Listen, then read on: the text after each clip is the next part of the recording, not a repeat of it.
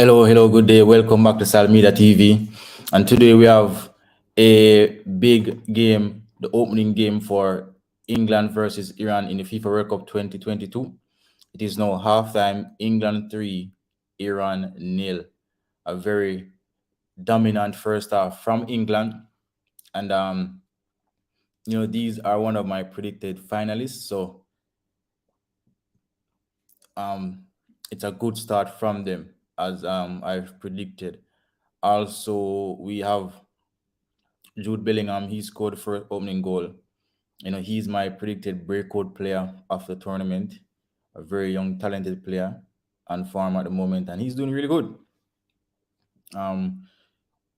Saka, the Arsenal, talent, one of the better players in the Premier League this season. He doubled the lead before our homeboy, the Jamaican, sorry, Raheem Sterling. He made it 3. So England basically cruising at the moment to their first victory, and that is good signs, really, really good signs for the English fans. You need to get off to a very strong start. And remember, they were playing in the Nations League recently, and they didn't look, a team that had confidence and playing to the best of their ability. So this is a very important start for them. Very, very important start for them because they haven't been playing well lately. And we understand it might just be Iran, but it's good to find that rhythm. And to find the rhythm, you have to go there and beat teams that you're supposed to beat. So that is important for us to, well, for them to go ahead and win convincingly. So once you join, hit the like button,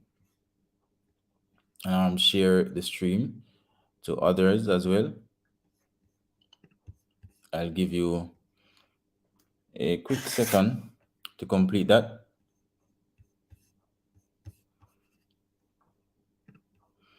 But once you're back, I want to know, like, what's your take on the first half?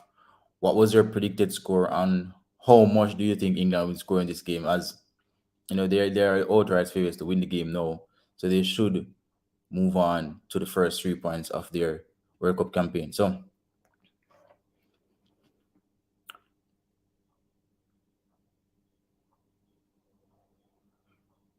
okay, good day as well.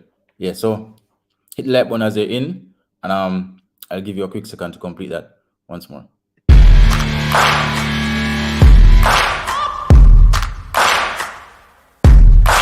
Somebody in the back with the silver.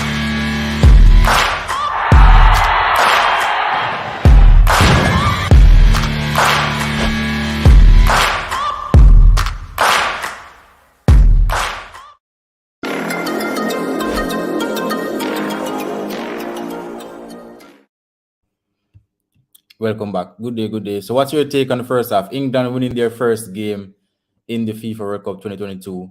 3-0 up to Iran, over Iran at the moment. A Jude Bellingham opener, Bayako Saka and Raheem Sterling on the score sheet. Pretty easy first half for England in my view. It was a bit challenging to create chances in the first couple of minutes as Iran tried their best to keep them out, but ultimately they moved on to take control of the game. There was an injury to the Iran's goalkeeper early on. He had to be taken off, and that's not good news from the Iran's perspective. That would have more than likely been their better keeper. So big loss to them, and I don't like to see players getting injured like that, especially injuries they have to come off, and it's not a foot injury. I think it's a collision, so he probably is a bit shaken up, and he cannot continue. But pretty good first half from England. Let's look at the stats here in the first half. So the most important thing, as you can see, three goals later on in the first half from Bellingham, Saka, and Sterling. England with a 73% possession at the moment. That's almost 3/4 of the play. Three goals, all three from inside the penalty area. Total shots from England 7-1 to Iran. 4 shots on target from England. 3 of those would have scored.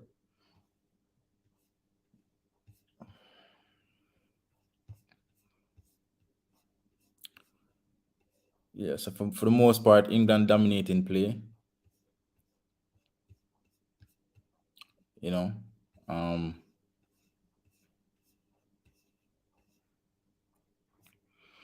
and I think it's a very positive start for them, a very positive result ultimately, because they should go on and win this game.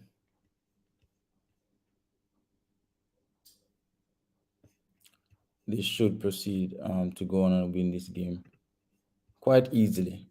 And you can easily see them making changes to remove, some of their better players in the second half to prevent them from getting injured and stuff like that. Because a lot of players missing the World Cup due to injury, and you won't want to lose your better players.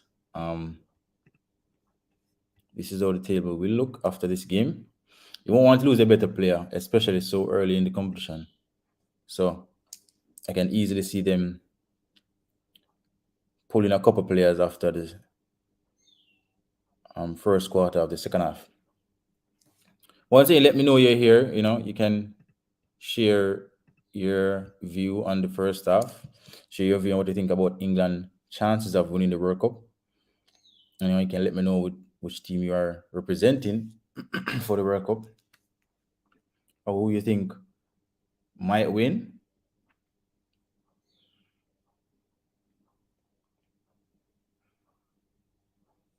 I personally think England should be a finalist based on the bracket and how I why like this, how I predicted the bracket.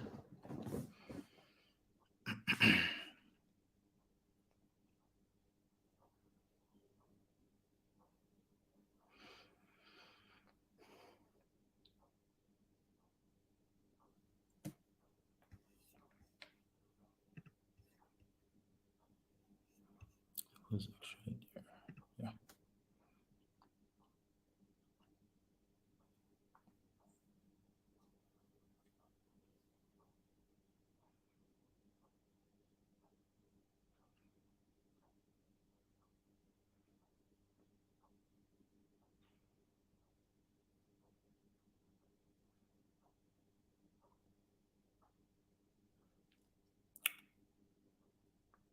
One second. Any England fan? I would like to speak to an England fan to let me know what they think about the lineup that was used. I think it was a pretty good lineup from the coach. I think it was a pretty good lineup. There are a lot of questions and speculations on who might start. I personally didn't think Maguire should be starting in this team, but he had a really strong first half. Surprisingly, he had a strong first half. He took 2 shots, one on the bar. He assisted the goal as well, the first goal. So he's having a pretty good start, Harry Maguire. It's surprising a lot of us. I mean, there's always that message that he plays well in the England team, opposed to the Manchester United team where he is known to make a lot of mistakes. So not really surprising, but I still don't think it's the better option to play him though. I still don't think so. So once you're in, please like the video, share, comment, let me know how you feel about the first half if you have been watching it, and also how you feel about England chances of winning the World Cup and how far do you think they might go. Also, you can share a flag and let me know what country you're representing. If you want to call in and share your view on what you think about not just the game but the first half and the team. What do you think about the coach sticking with the likes of Maguire and Sterling, even though these players are not in the best of forms, and both of them delivering in the first half already? You know that's a strong attitude from the coach, and you have to give him credit. But let's see how they will do when they play the better teams. If he will stick with those players, and if they will, continue to perform. But it's a quite dominant performance already, and I'm impressed because England, they don't really score a lot of goals, and to see them scoring 3 goals in the first half only, that's good signs, and none of them were from Hurricane, their quote unquote best, goal scorer in that team. We've known that he have transformed how he played in the past year. He's trying to mold himself into a creator, and as such, he's not in that position to score all the time, Hurricane. But I mean, it's reaping rewards for his team now, so you can't really complain.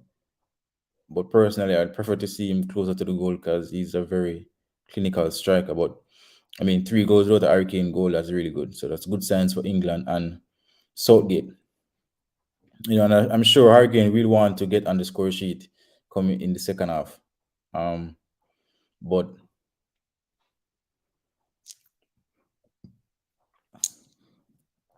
it's a pretty easy game for England so far, and they should proceed to win maybe 4 or 5, at least 1 or 2 more in the second half, and that maybe send a message to the others that England are not just here to make up numbers. I mean, they have been in the last World Cup, I think it was the semifinals, and the Euros was the finals. I think they have been in finals and semifinals, vice versa, in the last 2 major tournaments. So, the team, they're there in recent years to take home the trophy or one of these major tournament trophies. They're right there. It's just to get the push, to the finals and win. And the team, they have experience. And the quality is there. Like England, they always have a good team. Always have a very good team from back to front. I mean, most of these players are coming from the quote unquote best league in the world. So, they should always have a quality team that should compete for every trophy possible. And in recent years, they have shown that they can compete. So let's see how they progress go along. I think with this win, you can clearly state that they will, qualify for the second round. It's just a matter of if they will come out on top of the group or, if they will come out second. But, have them to top the group easily and based on a bracket to make the finals, and it would be really good to see them, for the likes of a Sterling or, home-born player, the young Saka. A lot of young players in that team as well, and it will be good for them. It will be good for the team and the whole group of players. They have been in and around, that team for a couple of years now together, and if they can achieve something, that would be really good, as a group. But this is just Iran, most will say, and that's true. But you have to go out there and beat whatever team is in front of you, and that's what they are doing now, and they're doing it really, really good and convincingly as well. So give credit where it's due. And the 3-0 early on, they can score 1 or 2 more. That's good for goal difference as well, if they should, draw a game or so along the way. So I see them go and finish in this game at least 2 more goals to secure that big victory. And Southgate will be a happy man at the moment. Really, really easy after him to just go there, continue what you're doing, and Yeah, stay sharp, stay, you know, aggressive. Don't drop the quality of the game and the quality of the plays. Um, but it's really good. Saka, outstanding players in the first half for me is Saka and Jude Bellingham. Jude Bellingham, he's owning the midfield. And that's really good for a young player of his age coming on the World Cup now. Um, Coming from the form he's having in Champions League and in Bundesliga, continuing on that path. He's been really good in the first half. And Bakayo Saka on the right side, he has been probably Iran's biggest problem going forward throughout the game.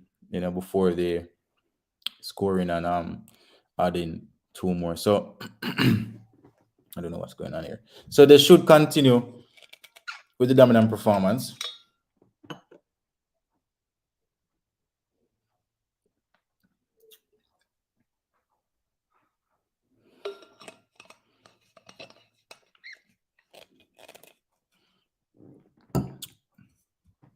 Players should be getting ready to start now. Let's let me double check.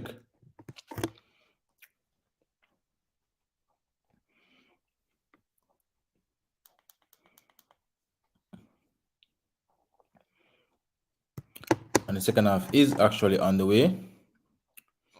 I think there was a change at the halftime. Hurricane is down, and I spoke about the injury earlier, and that's the issue that you might face. This team might come out and play really hard. So Iran making 1, 2, 3 changes at halftime. Kareem is out. Said Ezatolahi in. Roosbe out. Mohamed Kanani in. Ali Reza out. Ali Golizade in. So 3 changes for Iran. They're trying to, you know, take something from this game, at least. And that's good. That's good signs. You come to the World Cup, to compete and not just to be a spectator and lose 1, 2, 3, 4, 5, 6. You want to go there and compete to the best of your ability. So I can understand the triple change at halftime. Hurricane seem to be okay though. He's jogging off with the physio team. And a set piece here to England. Iran Mortiza was booked, and Mason Mount will take this free kick for England. Pretty decent position, about 25 to 27 yards out. I think Trippier is there as well, and Luke Shaw. And Kane is back on the pitch before the free kick is taken.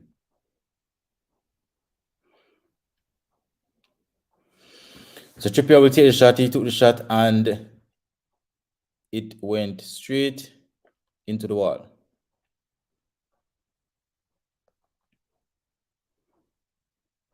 So England really restart play from the halftime as Iran cleared successfully. Kane inside to Saka. Sorry, to Sterling there. Declan Rice, he changes the play.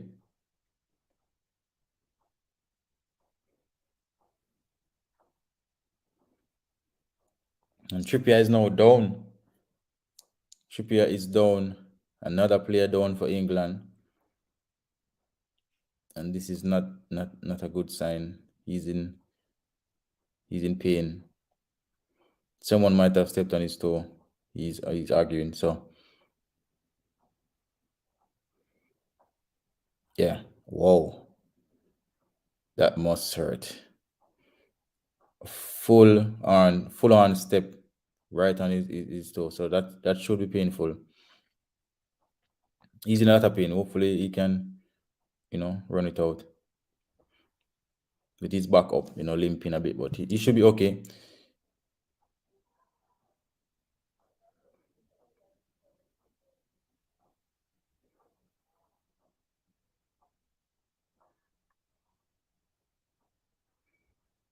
England building up from the back.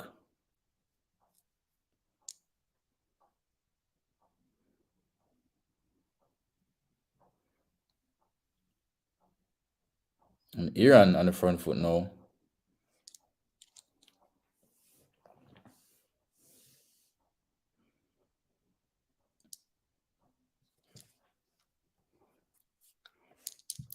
Taremi for Iran up front. Iran looking to try and pull one back to make, this game a little bit more interesting.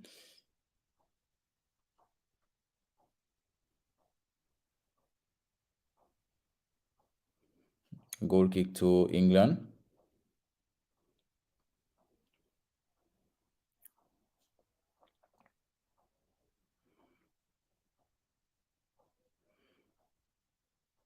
So do you think England can actually win the World Cup though with this team? Ball played long by Pickford. A little scrappy in the midfield here from England.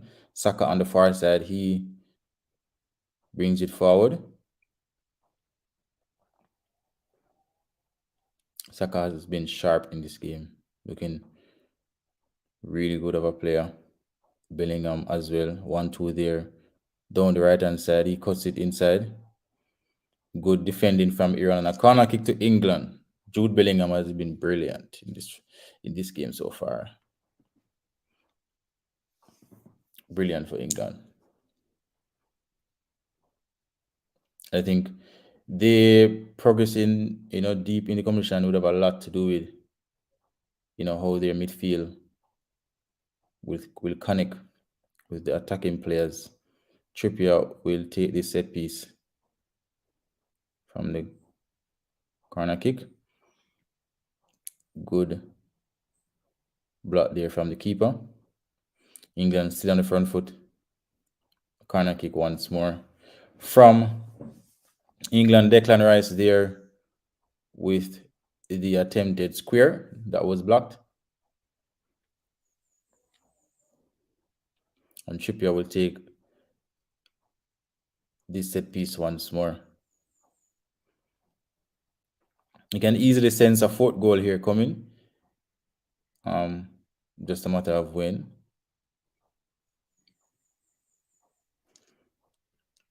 And England restarts play from the half line.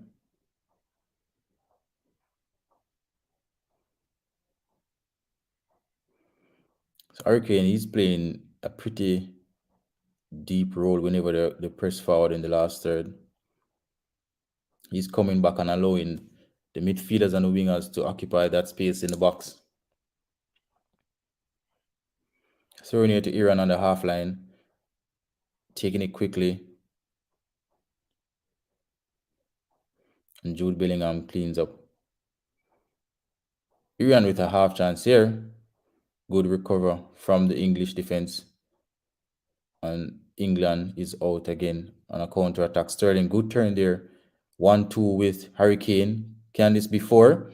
Sterling tries to beat the defender. Good clearance from Iran. And a throw in here to England.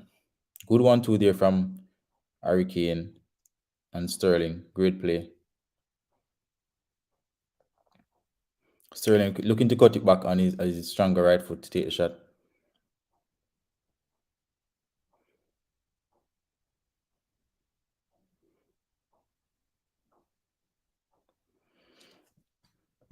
And Luke Shaw will take this corner. Luke Shaw, who assisted the first goal. He has had a very on and off season for Manchester United. He was out of favor for like September, early October, and I think in the last couple of weeks he have regained his starting spot in that team.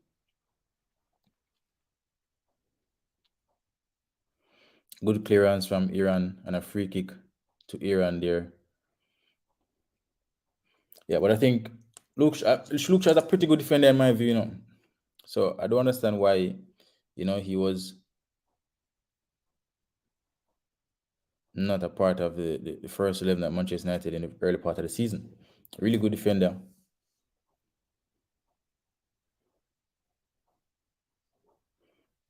And Trippier on the other side, having a great season with Newcastle. Great season. So no surprise with him starting at the right back over Alexander Arnold.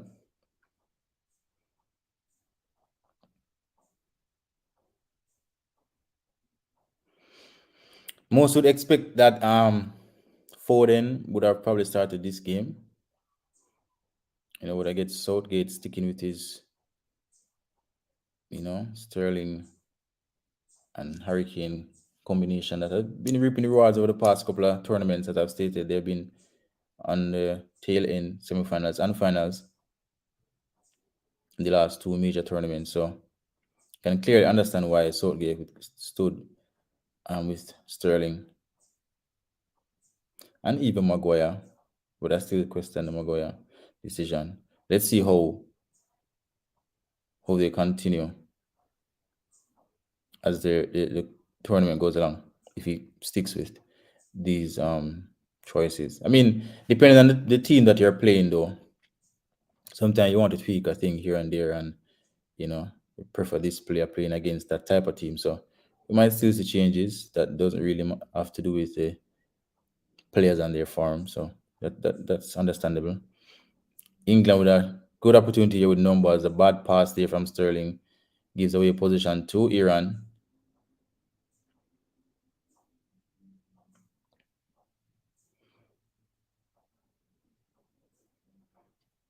And a free kick here to England.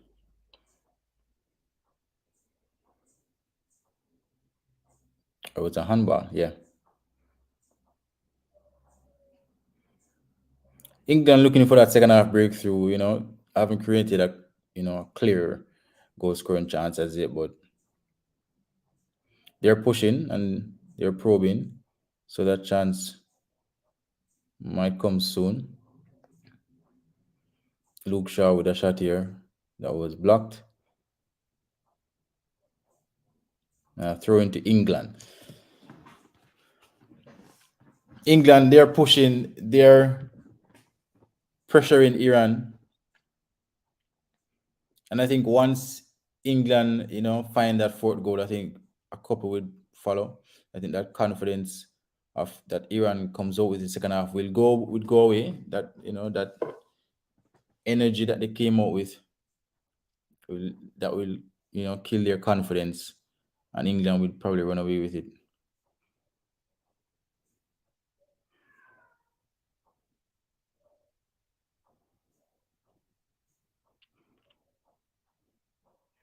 Mason Mount have been quiet in the second half here. Really quiet. I think they need more from Mason Mount.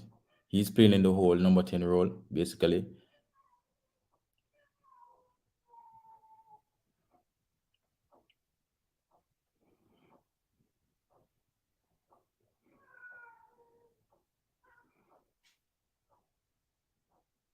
A bit scrappy here. Iran on the front foot, trying to create a chance. Iran dribbles, takes a shot from way outside, and it's a goal kick to England. That's good signs. They get a shot off. I think that's the first shot I've seen from them since late in the first half, coming to the second half. Chelsea, this is a new signing. Okay.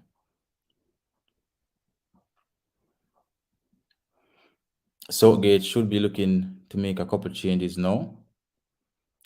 Some fresh legs out there to finish off the game.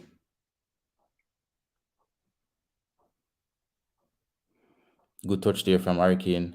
Good header from the Iran defender, and the keeper will restart play here on the near side.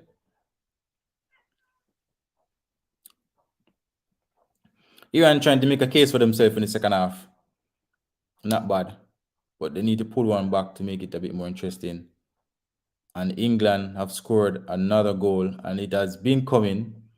It has been coming. And Bukayo Saka with his second, and England fourth. The Arsenal boy getting the job done. He has have a brilliant game, as I've stated. He has been the most dangerous player in the first half. And he come away with one more goal in the second half. Great, very good for Saka. And Arteta will like what he's seeing right now. Sitting at home watching this game. Arteta will definitely like what he's seeing. Sterling with a very good dribbling in the middle of the park, played outside to Saka. A good combination from both wingers.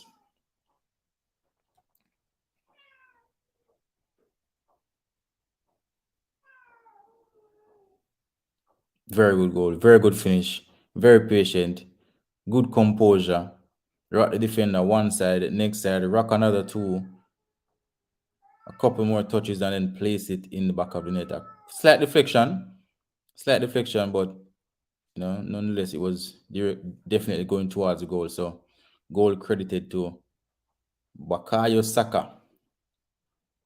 And England 4, Iran nil, with at least 27 minutes to play, exactly, plus at a time.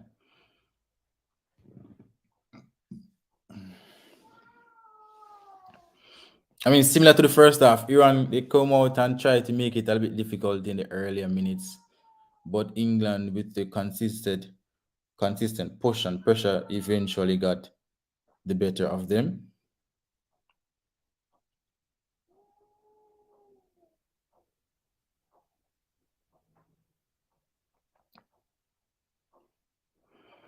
Good build-up player from England, multiple close touch pass. Iran pushing here.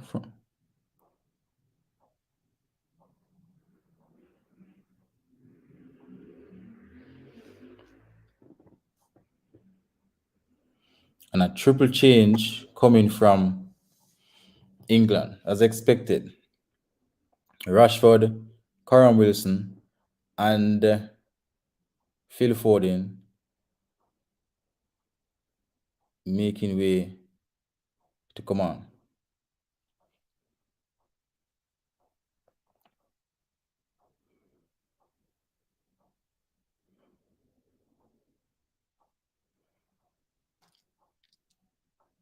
And Iran has scored against the run of play, 4-1. That's a really good sign from Iran. Good touch there and a great early snapshot from the number 9. And Iran managed to pull one back, and that's really, really, really good for Iran right there. Really good. And the fans are cheering on, their goal. But whenever they win forward, they were always positive.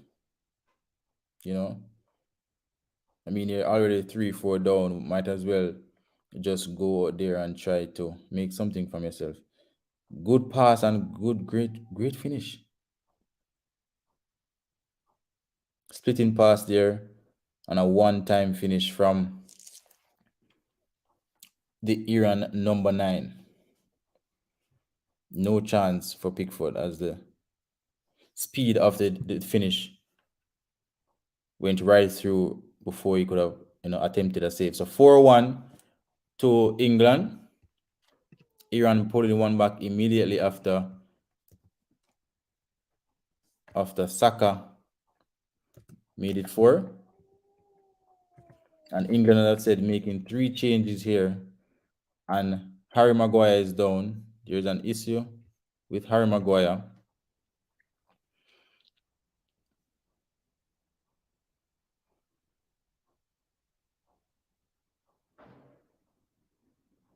And the Iran fans, they are cheering on their consolation goal. And that's what the World Cup is all about for most of these nations that, they are the lesser and the lesser quality teams. It's just a celebration for them. It's a moment of their lives they want to enjoy and to remember.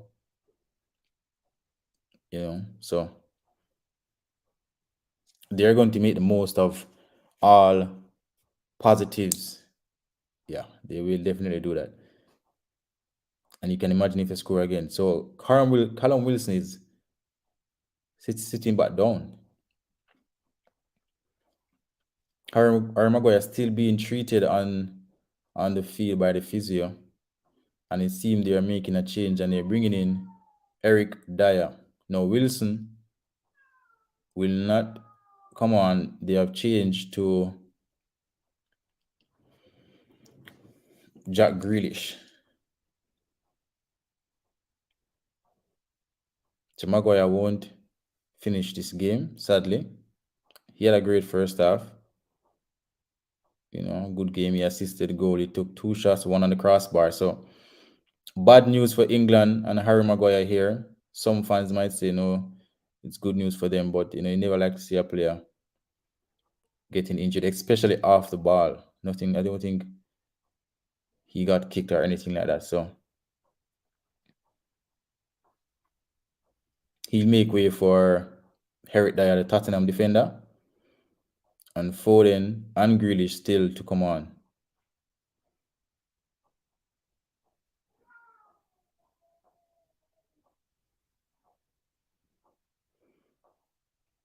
So England restarts play, and Foden and Grealish would have to wait for their substitution.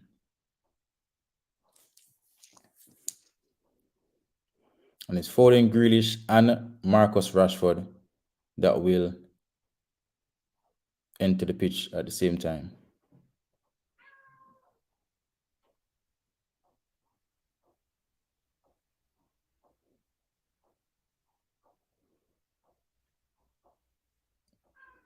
And they still have to wait. So 4-1 to England. Iran pulled one back just before Harry Maguire had to come off due to injury.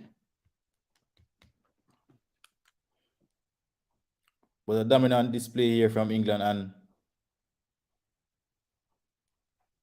it is very good signs for the English fans.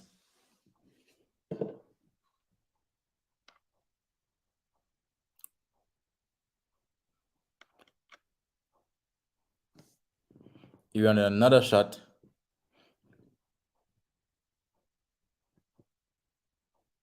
A goal kick from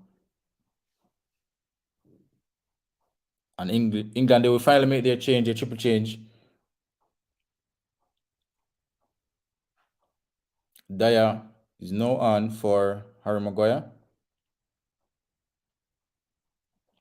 And that's really bad for Maguire. He's had a very difficult season at Manchester United. Very, very difficult season at Manchester United. And this would have been a comeback for him, basically. So we'd hope that he's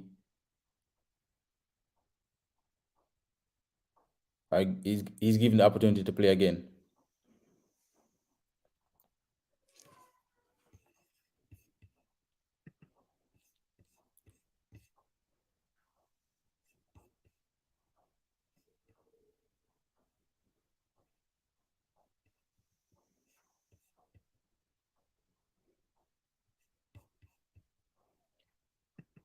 Now Grealish is on. Foden is on. Phil Foden is on. And Marcus Rashford is on.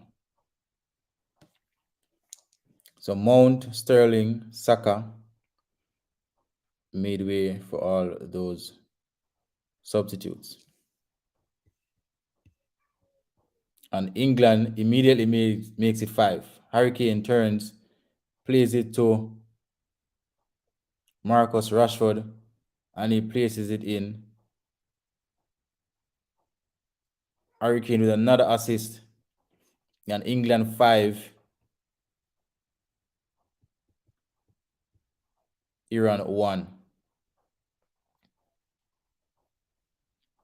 So Southgate changes immediately, made a difference as Rashford, with his first play, 1-touch control, 2-touch inside, 3-touch in the back of the net. Great finish from the Manchester United striker. And England is flying at the moment.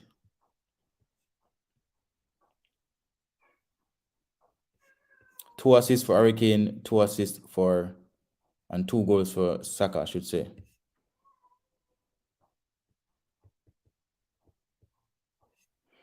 We could easily see this being 6 or 7. This can easily finish 6 or 7. So 5-1 to England. Rashford with his first play of the game to score for England.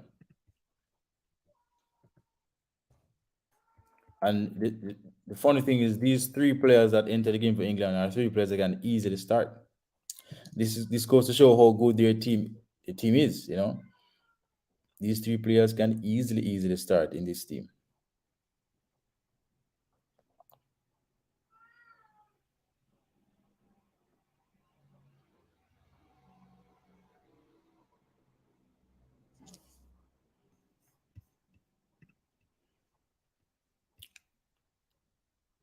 England, they're knocking it around, not in too much rush.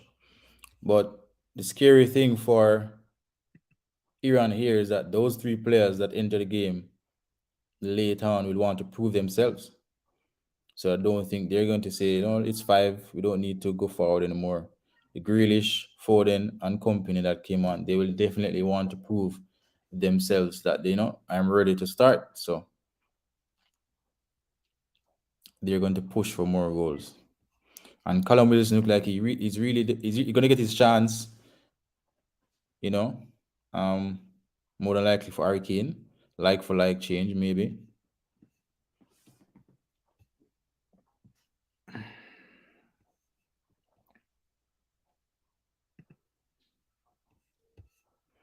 What are the odds for another goal to score in this game?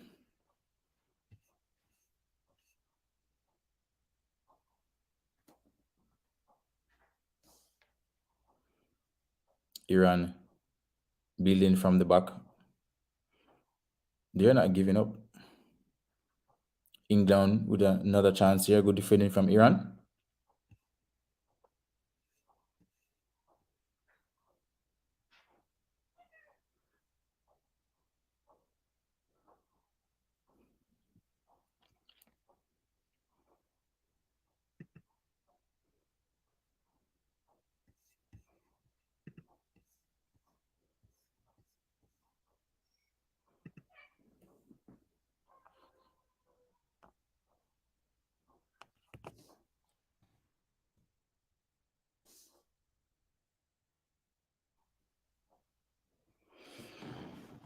Fifteen minutes to play. England 5, Iran 1.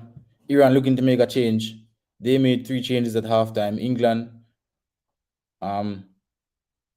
they have made 4 changes. They were forced to a defensive change. Hurricane making way for Callum Wilson now.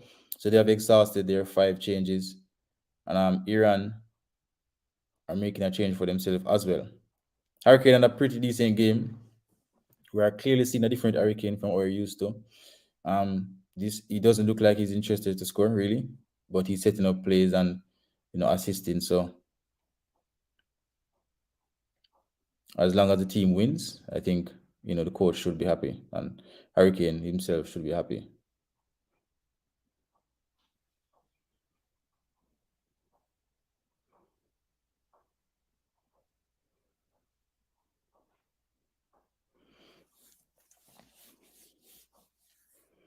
Is this a game that we can judge England and their chances of winning the World Cup? I'd say no. But with the other opponents in the group being Wales and the US, I should think. Just let me confirm.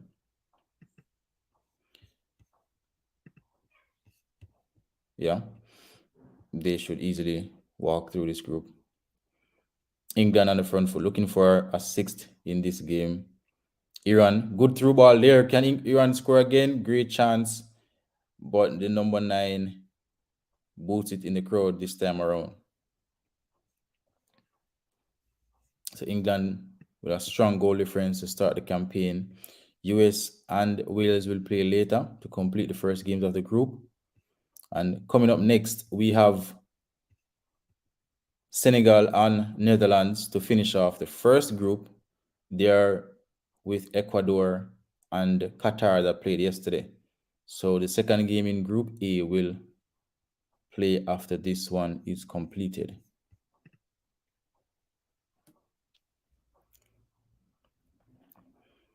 England on the far side to Rashford. Rashford back to Trippier, who plays it inside to Bellingham. Bellingham, Hurricane, and Saka would be in the run for player of the game. I personally give it to Bukayo Saka. He has been, to me, the most dangerous player going forward. And he got his 2 goals from that.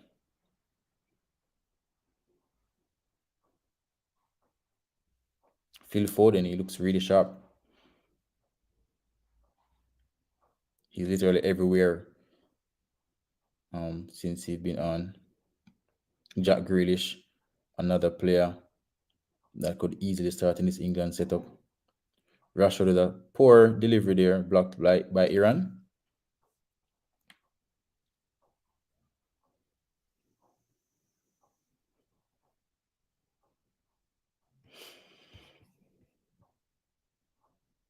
And England, they're pushing for a sixth. Do you think England will score again? 15 minutes to go. England 5, Iran 1. Grealish, Foden, Rashford, and Wilson, they're trying to, force themselves into the first 11. So we know they won't slow down the pace of the game anytime soon. Rashford trying to turn good defending from Iran once more. Stones and Bellingham exchanging passes. Luke Shaw on the near side. Jack Grealish takes it inside to Wilson.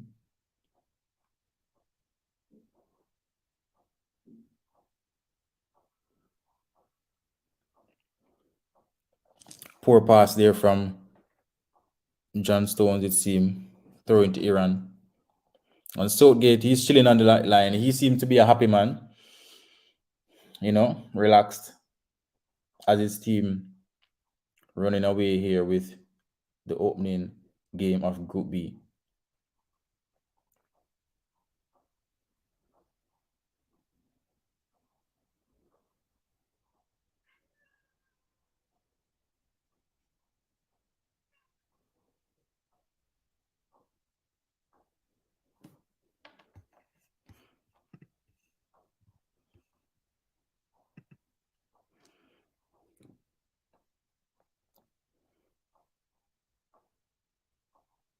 And Iran player is down, seem to be feeling some cramps. And they're calling the physio to take a look at him. But this is one of my predicted finalists here playing, and no surprises. My only surprise is that they're scoring a lot of goals. England don't really score a lot of goals. But that's good for them, to get all players in the rhythm and the confidence to go ahead and be effective against the top teams. You need that confidence from early. So this is good. This is good signs for Southgate. The likes of Sterling not having the best season, this is a good goal for him. He scored in the first half. Maguire had a very good first half. He was involved in most things. He assisted the first goal he took. I think it was 2 shots. One hit the bar. No, he assisted the second goal. Sorry. Yeah. So some good displays from players that probably not having the best league season, and it's good to get in that rhythm early on in the tournament. And a very, very cool and calm finish from Rashford. And Iran, they will restart play here.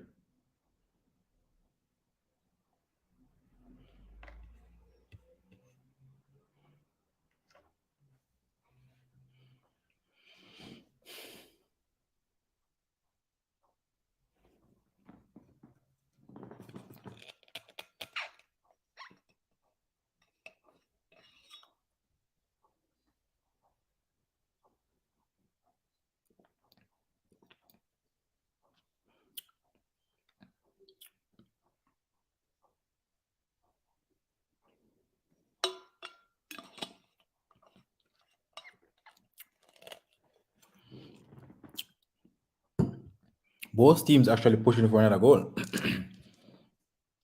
Iran, when they get it, they're really, really direct, you know, and England, they're still pushing for another. 82 minutes played.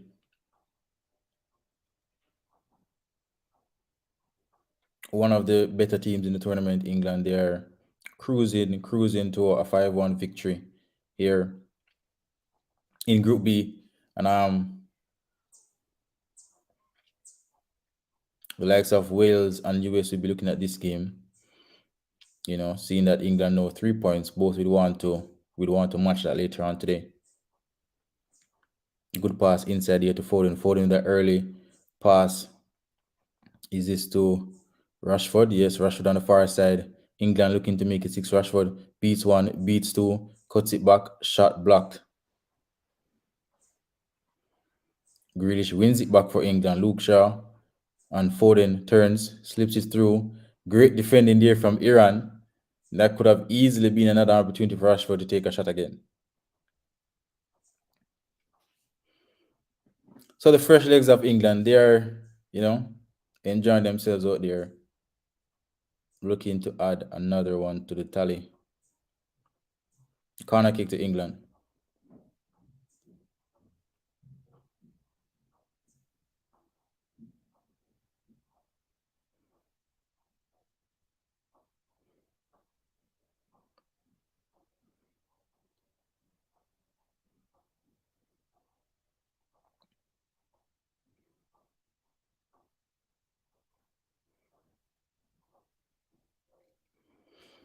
And another Iran player down. Iran players seem to be feeling maybe cramps here in the later stages of the game. And Rashford did a very good work earlier. He looks electric, and I can easily say he's trying to play himself, in the starting lineup here.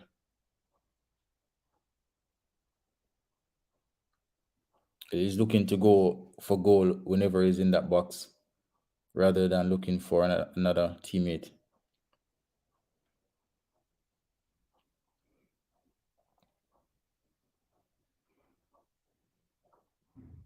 Grealish cuts inside on his favorite right hand, plays it, one touch pass to Bellingham.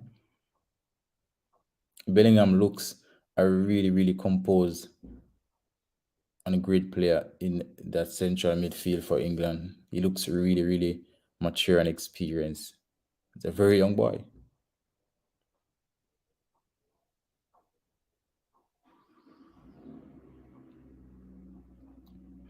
Trippier will take the throw in on the far side. 5 minutes plus added time to go. At some point, England will just see out this game.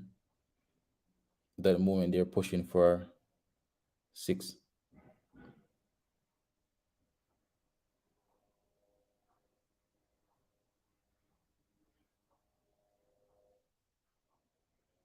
I mean, the biggest surprise of this game for me is that Iran scored. I didn't see Iran scoring on this English team. Go to one touch, 1-2 there. England, they're right there, but that final ball is just not making way for them. And Iran wins it high up the pitch. Iran, can maybe nick another consolation goal. Good block from Trippier. Very good defending. Throw into Iran.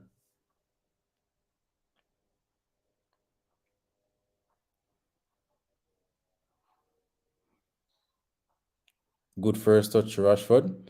A little too far off, and the Iran keeper will clear it. Throw into England.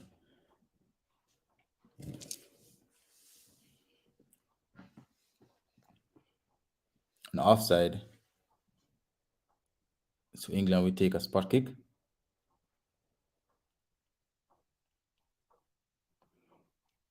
But what do you think are England chances of winning the World Cup or even making the finals? I have them to make the finals. I think their team and how the bracket is set up can make the final if it goes the way I assume that is.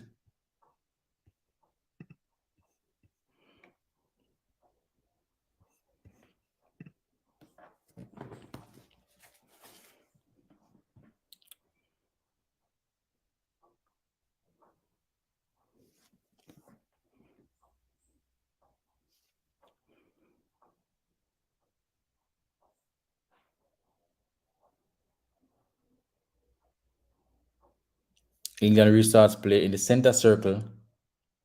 The Iran players, they're arguing about something. Not sure what it is, but they're not pleased with a decision from the referee. Bellingham basically playing it out, running the clock a bit. You know,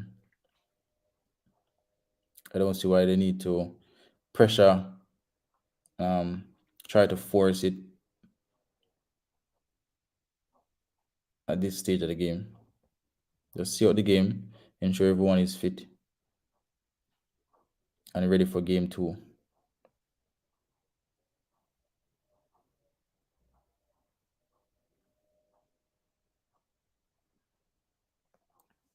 Declan Rice calling for it in the middle of the pitch.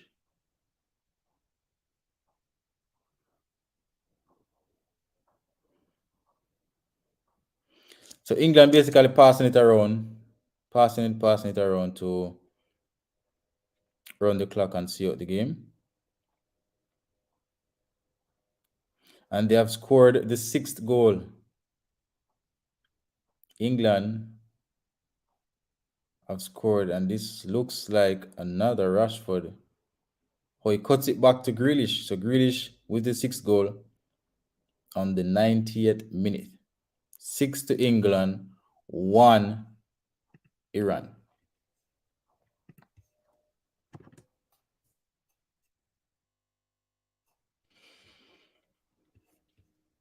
And England running away.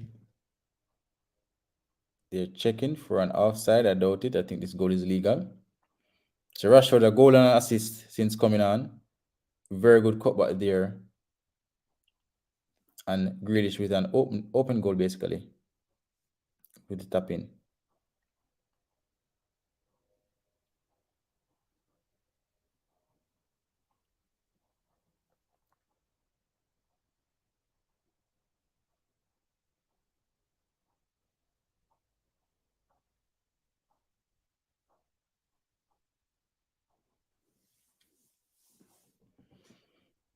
So dominant performance from the English team.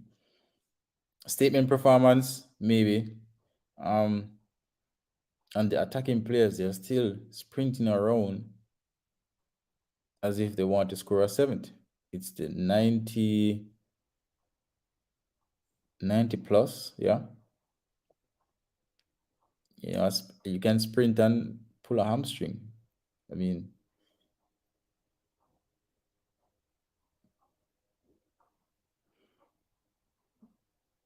and this Iran team, they're a brave team. They're a brave team. I don't think that they sat down and allow England to just play. England was just really good. They played it well, and they're really clinical today, England. I guess they're just a better team overall, and that's the difference on the pitch. I really think Iran is a brave team. They try to play, they try to attack when they do have the possession. So it's not one of those situations where it looks like a depressing matchup. I think England was good quality finishing whenever they create the chances. Declan Rice tried to beat his player there, and 10 minutes it added on. 10 minutes is added in this game.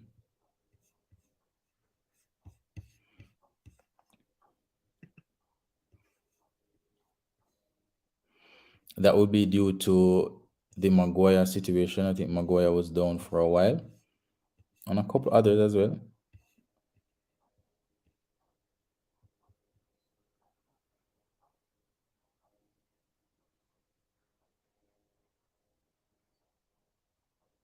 England building from the back.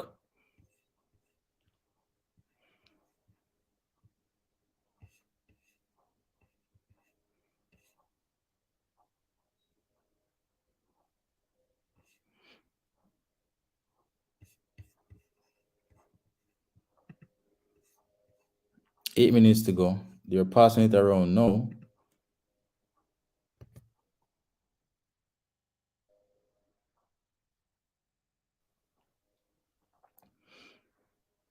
Can they make it 7, England?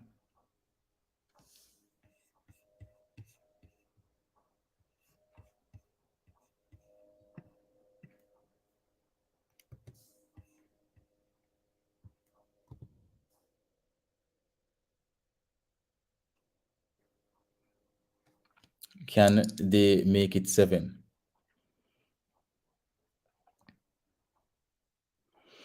Good ball in there. Keeper gathered it comfortably.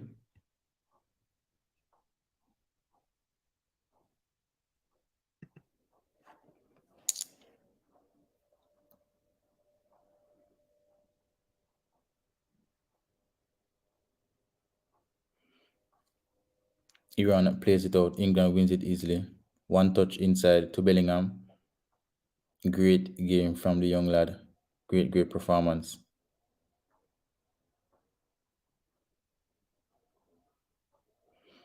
Iran, they're still pressing. They're still trying to restrict England in any way they can from creating more opportunities.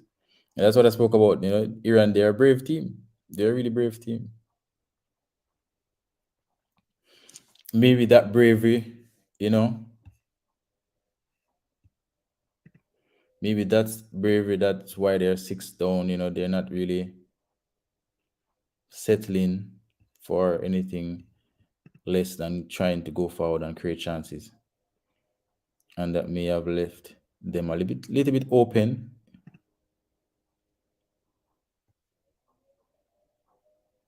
England on the front foot again, looking for that 7th goal with 6 minutes remaining on the clock.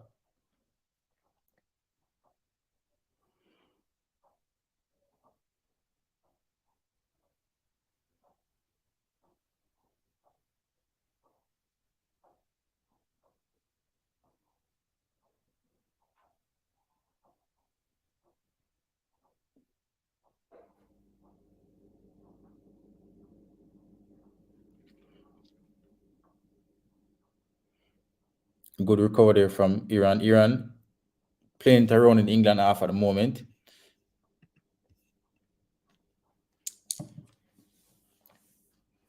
Can Iran find another consolation goal? That will be something to celebrate from their fans. Great defending from England, though. England will go forward.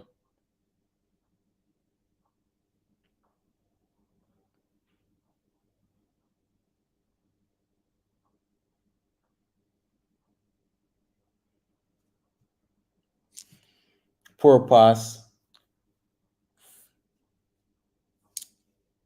And Iran will go forward here. They're trying to create a chance to score on the runner play once more. But England defense just too good for them. Free kick to England, 3 minutes to go. And this should be it. 6-1 to England. Grealish there, he was chopped down in the middle of the pitch, basically.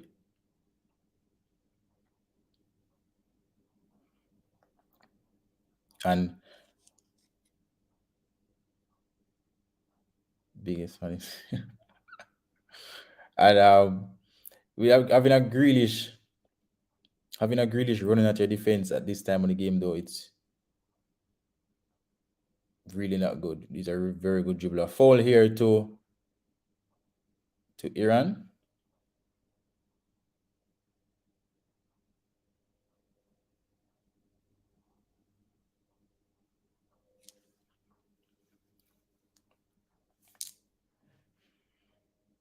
A really big victory. And this should cement them to finish out the group with US and Wales. I guess one more win should guarantee top spot. And second round, I don't think they will lose in this group. So I think one more victory should seal it for them.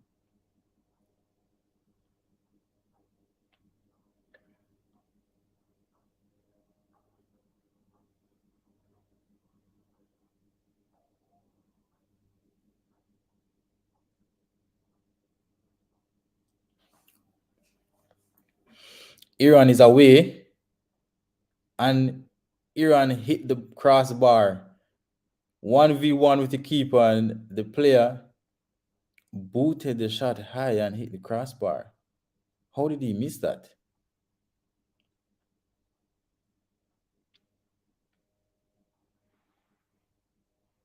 How did he miss that? It was a clear opportunity. So England 6, Iran 1. Iran still a very brave team, as I've said, still trying to create chances in the 99th minute of the game. Really, really brave team.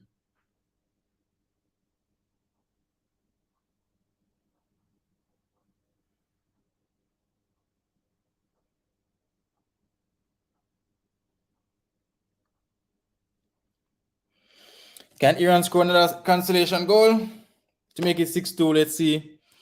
But this should be it after this free kick. 99 minutes played, 90 plus 10 to be played.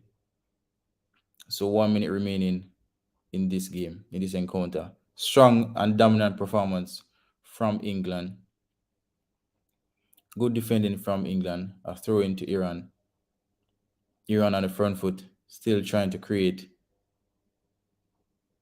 one last opportunity to go on the score sheet.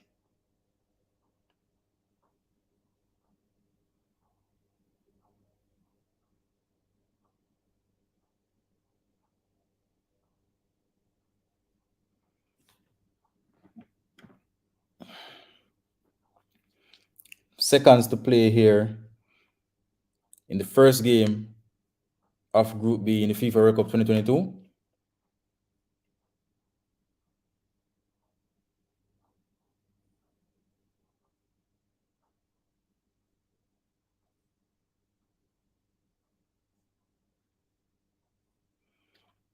And there is some dispute going on. And there's a penalty check here. There is a penalty check in the dying seconds of the game. Iran can potentially get another goal here in the second half of this encounter, and the referee, he's going to the monitor to check if there was a penalty incident.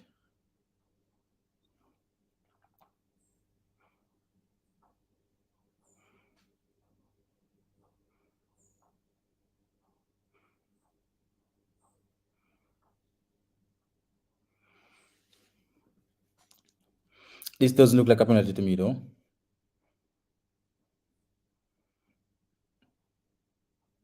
And as I've always said, I've seen the replay at least 4 times now. I don't see why it's taking so long to make up his mind.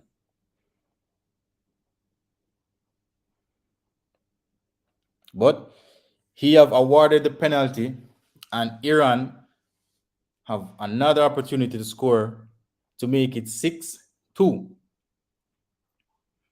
6-2. He said it was a foul, so it's a penalty to Iran. So let's see if Iran can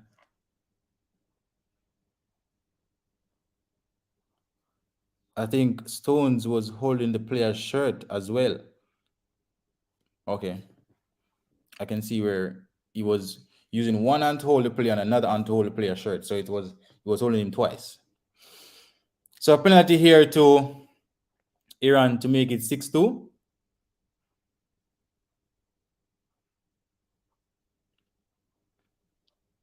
And Iran, I've said this at least 4 or 5 times in the game. They're a brave team. I think they're just not as good as England as a team and the quality, but they still tried to play even through losing. They tried to play an attack. And even at 6-1 down, they're trying to restrict, and 5-1 is trying to restrict England from scoring again. They didn't just lay down and allow England to just easily walk away with this victory. And that's England 6, Iran 2. And they have scored a penalty, and it's number 9 on the score sheet again. So another consolation goal for Iran. and the fans are cheering that on as well. And I mean, a dominant performance, with a little hiccup in it. Do you think so? I don't think so. I just think this Iran team, they're brave. But this shows that, a quality team going against England defense, they can reap rewards. So Southgate will be looking at this game and saying, we scored 6, but we conceded 2. And with a better team, we might not score so much goals. A better team, a better structure and setup might not score so much goals. So I'm going to show you guys something that I did. When it was 6-1, and at least 3 minutes was played in the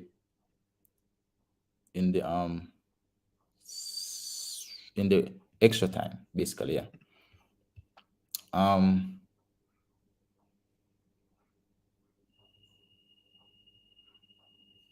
Give me 1 second.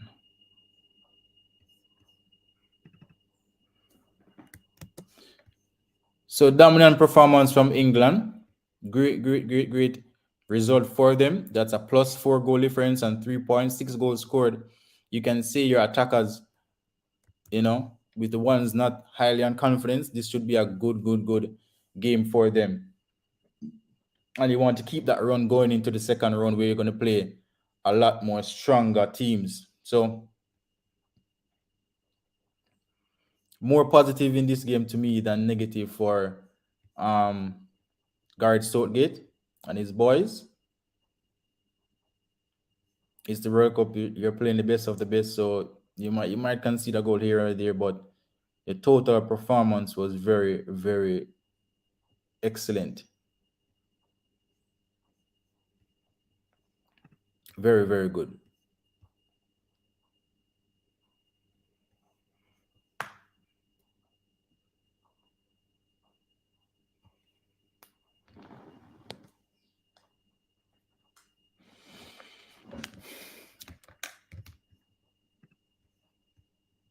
Six 2 to England. Full time. And Taremi with a double for Iran. 2 consolation goals, one in the dying seconds of the game, a penalty review for a foul in the box, and they were awarded the penalty, and he calmly slotted home. So, big 6 for England. Bellingham started the show with Saka and Raheem Sterling finishing the first half 3-0 up. Saka again, after 15 minutes in the second half, to make it 4 before the fresh legs of Rashford and Grealish came to seal the deal. And I think it was a very, easy victory for England. But the question now to me that how did they manage the end of the game? How do you end up even conceding? I don't think they managed the end of the game properly, and I think it's due to these players coming on, trying to play themselves into the first 11. So they weren't thinking about the seeing out the game. They were thinking about trying to push forward and prove more and more that I should be starting, and I'm going to keep attacking and keep going at Iran when they could have easily, see out the game. That's in my view. So I think that's the biggest. That's one little flaw I saw in the game, that they didn't manage the end of the game properly. To me, I think I saw Bellingham trying to calm it down. I see him playing it around a couple times. No, not much forward passes, but for the ones, so the likes of Grealish and Rashford and Wilson, those boys and Foden, they're coming on and wanted to prove themselves. So I can clearly understand why they won't try to calm down the game and just pass out the remaining minutes. And as such, they conceded another one. And you never know if this group comes down to goal difference. If someone else comes to play Iran and, beat them more than 4 goals, then all of a sudden you're in trouble to finish second in the group. So I think they have to manage the game a little bit better than they did, especially in the end. I mean, sometimes when they make changes, it kind of throw off the momentum of the team, but I didn't think it changed how they were playing, as in general. I just think that based on how they're managing the game. They were still going at Iran, going, and allowed Iran to counter that. And that's where they got the set pieces. They hit the bar, and eventually that corner from the bar led to the penalty and goal. So they have to improve on how they manage the game. So in the late stages of that game, I bet on a couple players to take some shots and win. I won off Saka. Sterling, I didn't win off Sterling, so because he came off, I needed one more shot. And in the dying stages, I bet one more bet, and I actually won that one. I'm going to show you guys what it's like, and then we're going to go on the Netherlands game. They will start in another 42 minutes, and we're going to look at the setup and all of that, and see how well they can come and perform as well. I think it'll be a good game against Senegal, though. Senegal is a really good team. Senegal missing their best player, and that's maybe the biggest problem. He has been involved in most of what has been happening for Senegal in recent times.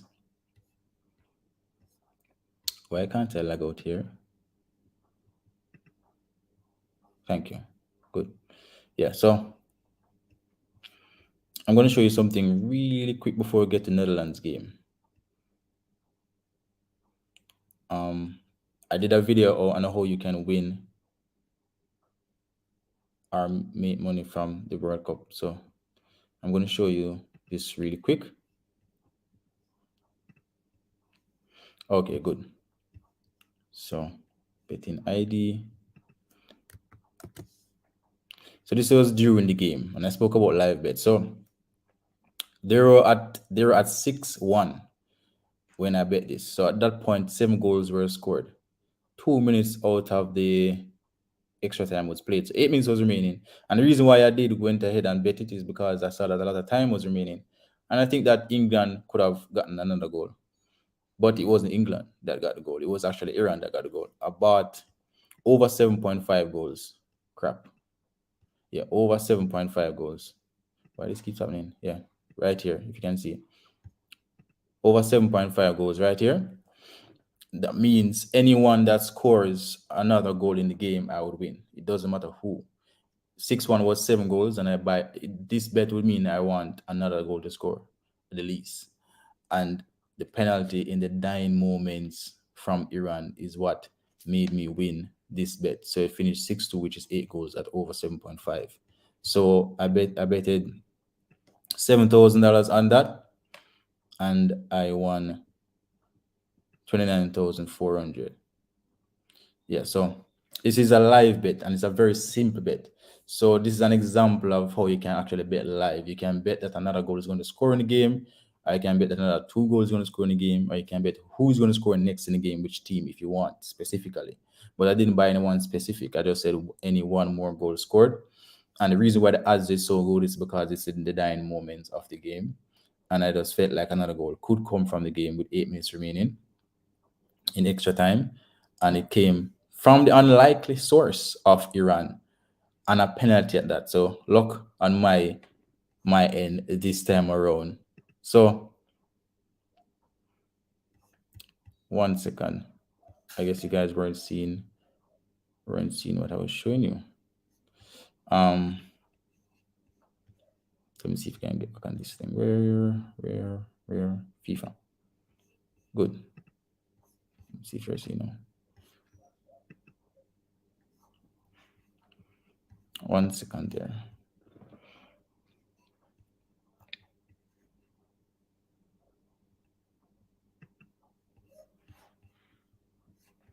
Okay, so this is it. Okay.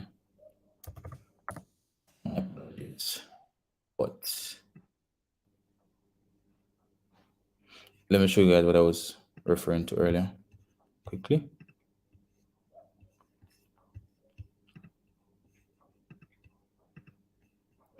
So yeah, this is a bet that I buy or bought, whatever you want to call it, while the game was being played, right? So this over 7, if you notice, it's a green tick, that means it won. So over 7.5. When I bought this bet, England was leading 6-1. So that's 7 goals that was scored in the game, right? They were leading 6-1, right? Am I on the right page here? This one, yeah. They were leading 6-1 about this. It was in extra time, but 8 minutes remaining. So I said, you know what? I feel like England was going to score again. That's what I felt. But I bought that any team could score again when they were at 6-1. This is over 7.5 goals. So 7 goals scored. And I'm just saying at least one more is going to score. So yeah. So Stones held on his shirt while he was holding him. So it was a penalty. Yeah. So I just said one more goal is going to score from either team. It doesn't matter who was going to score. So I put $7,000 that I seen right over here on it. I assumed that England was going to give me the goal, but it came from a likely source, as I've said earlier, and Iran scored the penalty in the last kick of the game. So I won 29,400. So that's just an example, as I said earlier, on how you can bet live. Simply just bet that another goal is going to score or who's going to score the goal, whichever team. If you choose to buy specific, when you go more specific, you will win more money. But yeah, that's just an example of how you can bet while the game is going on. And this is the convenience of having the online platform instead of going in store. You have people that stand up in the store and buy it just the same. So you can do it if you want. And if you're nearby, you can run down and buy it quickly. But it's more difficult in that way. When you sign up online, it's a lot easier and convenient. And this is a great example of that. So, as I've stated before, dominant performance from England. Cruising victory, in my view. Easy victory. 6-2. And they will top the group until USA and Wales play later. Let's see how that game will turn out. So we'll move on. We'll move on now to the Netherlands versus Senegal game. Now let's look at the lineup first.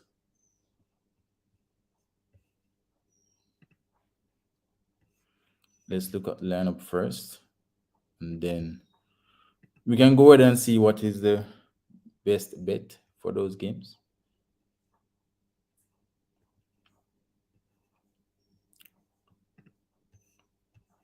For Senegal starts with a 4-3-3. Edward Mendy, the Chelsea, and Koulibaly, both Chelsea players start in the back line. Abu Cisse, Sabali, and Diallo finishing the defense. In midfield, Guai, Mendy, and Kouyaté, the three players in the middle of the park. Diata and Sar from, I think it's Watford, if you haven't changed, up front. So decent lineup. They will be missing their starman Sadio Mane, so not great news for them. Let's look now at Netherlands. To me, one of the quiet teams, but can be very, surprising teams in the tournament. Noppert in goal. In defense, we have Delit, Van Dijk, Ake, Blind, and Dumfries. So that's 5 in the back for them.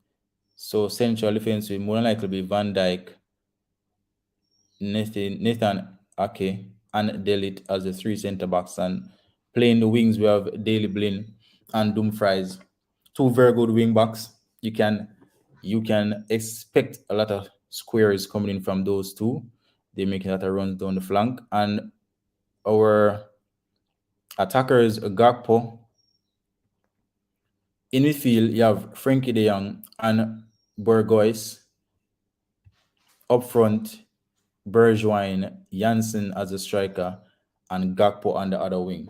So a pretty strong lineup here from Netherlands. I expect Netherlands to come away winners in this game. Let's look at the lineup in a formation setup. So this is how they are suggesting that the team might start. a 3-4-3 or 3-5-2. Um, Borges and De Jong holding the middle of the park. Blaine and Dumfries on either wing. To me, that's still 5-3-2 system at the end of the day. And up front, we have Janssen and Bergwijn. Bergwijn is a player to look forward to. Very good player. And Gakpo. My expectations in this game, I'll go in my FIFA predictor. I didn't get to predict the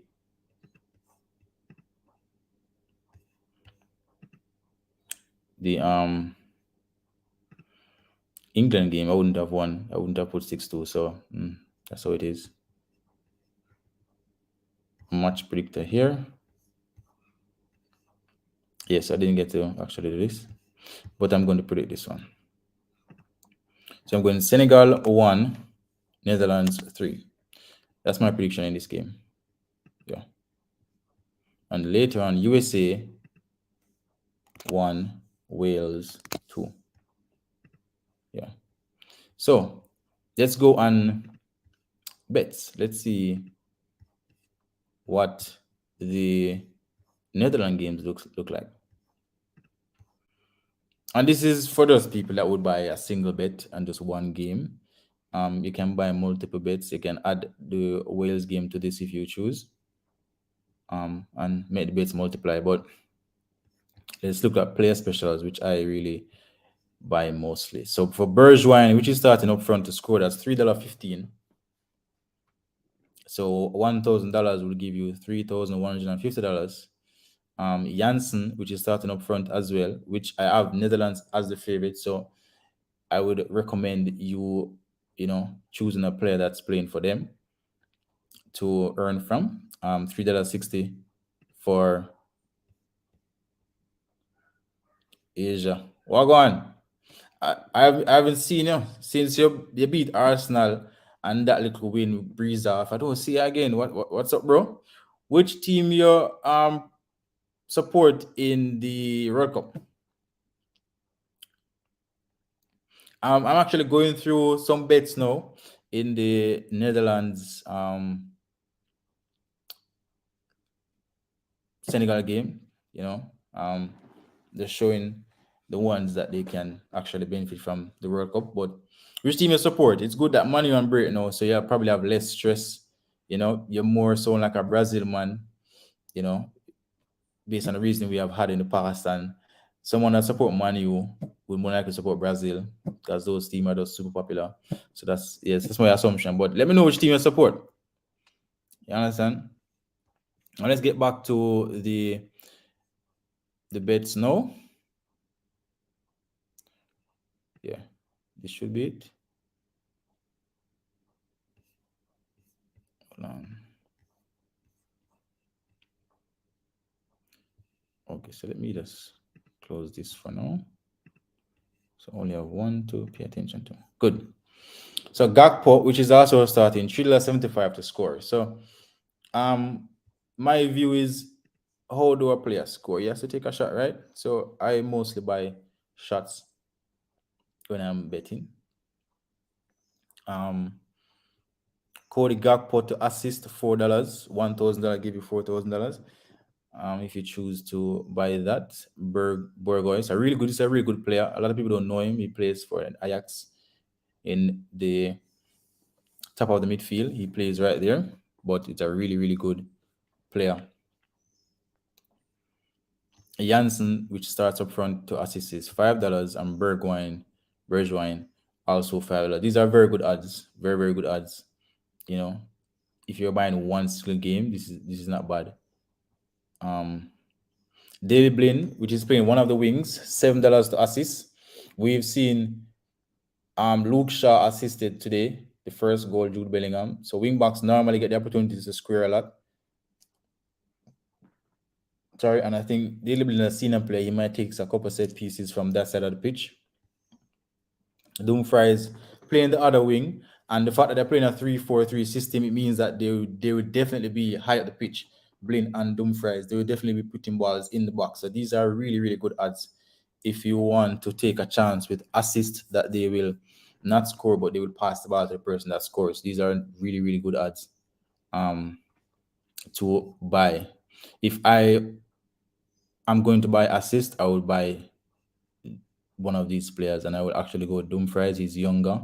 He might play more minutes than Daily Blind. Daily Blind, at his age, might not play full 90. So I would more take a chance with the younger player. And he's a very good player to Dumfries. Very, very good. All right. Shots and goals is what I buy mostly. So Janssen, to take 2 shots and goal is $3. He's playing up front at the moment. To take 3 shots on target, $9. Really good odds. This game can really be a money making game. The odds are really good. Gakpo, 2 shots, $4, 3 shots, $12. So $1,000 give you $12,000 if you choose to buy Gakpo to take 3 shots on target, but he has to. And shots on target means that it either scores or someone has to save it from scoring. For example, a keeper or a goal line save. So that's shots on target. Bergwijn, also the same as Gakpo, $4 for 2 and $12 for 3. And those will be my players to watch to get it. I wouldn't choose Janssen, good forward, but I think he will not be the player. He will mostly be the player with his back to the goal. But he can easily get it. Football is football. Once a player is playing the highest point of the pitch, for example, forward, attacking midfield, or wing, they are liable to take shots. Berghuis is playing deeper, and he's a very good player. 2 for him, the same, even though he's playing deep, just to show he's a really good player. Where is Frankie de Jong? Look at Frankie de Jong. So 1 on target for Frankie de Jong is actually $3. If you're buying multiple games, this will be a good odds. If you're buying multiple games to build up the odds, this will be a good odds. $2 will give you 15. So if you take 2 shots on target and that comes through, $1,000 will give you $15,000. That's really good. From the back line, Van Dijk is a player that's really good in the air. You also look for these players to take 1 shots or 1 shot on target as well. And they are not selling Van Dijk, and we all know why they're not selling Van Dijk. He's really $2.50. You know, so his price is low and he's a defender. He's less than Frankie de Jong because he's really good in the air, Van Dijk. So I wouldn't recommend buying Van Dijk unless you're using a multiple match ticket. You're building a ticket there. So for Senegal, it looks like Senegal. Sarr is playing up front for Senegal. I mean, they can get chances as well, right?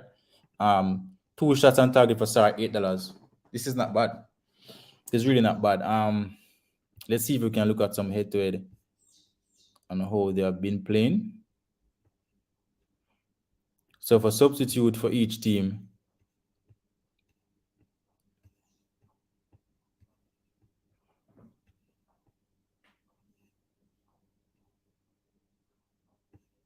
I think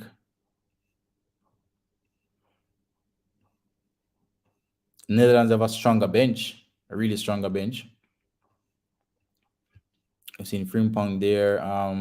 Malaysia, the Manchester United player. Klaassen, another good player from in the Dutch. Xavi Simons, really young talent. Arsenal players remember him. He really, really ripped Arsenal apart in the UEFA Cup game. Memphis Depay, their best player. He might take place some minutes today. Really good player. Weghorst, a decent striker. Luke de Jong, the La Liga star there. So pretty good substitutes here for Netherlands. And when you're betting, it's good to try and target players that you think might play for the most part of the games. And if Memphis is fit enough, I think if Netherlands are winning clearly, might not play. But if he's fit enough, he might get a couple minutes. So you have to look at players that are playing in his position. Bergwijn and Klaassen, even Gakpo, you have to be wary about coming on. Simons might come on as well. Really, really good player. I like to watch him play. Luke de Jong is a striker. He might come in for Klaassen. So it all depends on what the coach wants in the second half. We've seen where England made 5 substitutes.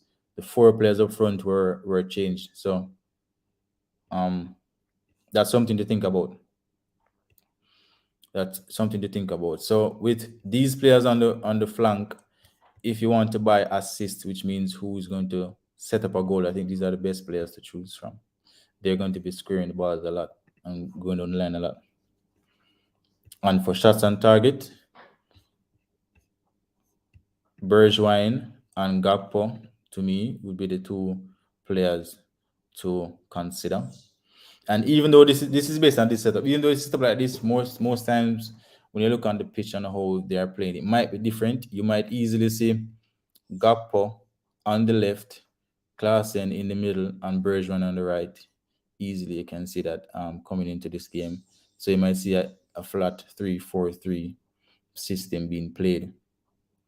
But if Gakpo is going to play a little as a number 9 role, roaming here, he'll be a very good player to consider to take 2 shots on target at least. So when you ask a player to take 3 shots on target, that's a lot, but it can happen. Saka did take 3 shots on target earlier when he scored 2 for England, and that odds would have been really good. We won off him, but we only bought 2 shots on target. So we could have won more money in that case. So my pick of this game is Bergwijn. So if you wish to buy a bet from this game, you can go ahead and buy Bergwijn to take some shots on target. Now let's look at Bergwijn. No.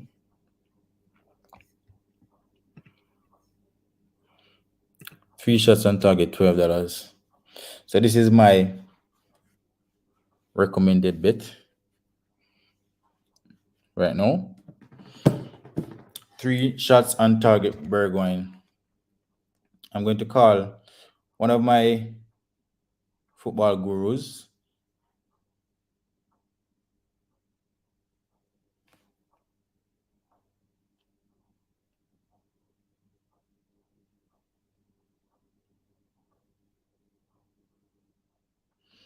to hear what he thinks.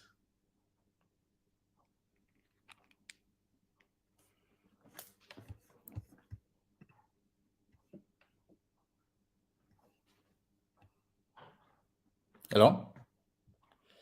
Yeah, Netherlands game. You look at the odds. Yeah, I'm actually on live. That's why I'm asking. But you're not on live, so no worry. So yeah, so what's your recommended bet for that one though? I'm looking at Bergwijn 3 shot, $12. No, it's on target. How much for any 3? Let's look at any 3. Yeah. Oh, so you use it as a build-up odds though.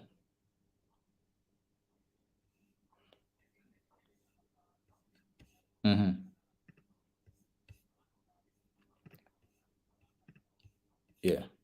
So on target is $12 basically. 3. But how strong you think Senegal? You think Senegal can hold out Netherlands that much though?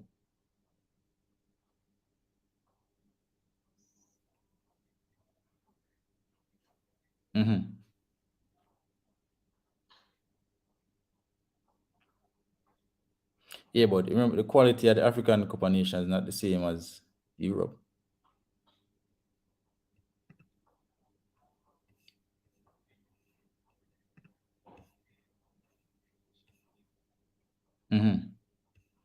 Oh, see, I said I'm gonna get more tests with the attacking teams in Africa.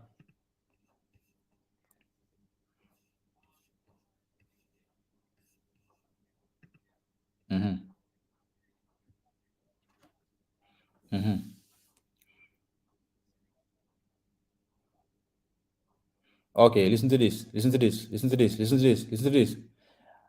Bergwijn, any 4 shot, $5. That's a good odds though. Any 4 shot. So if I go buy a 3 shot on target, basically I say I'm gonna take 3 or more shot, right?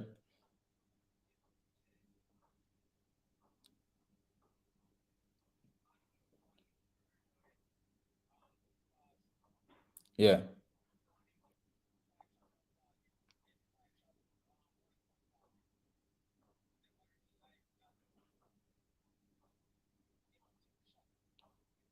No kick.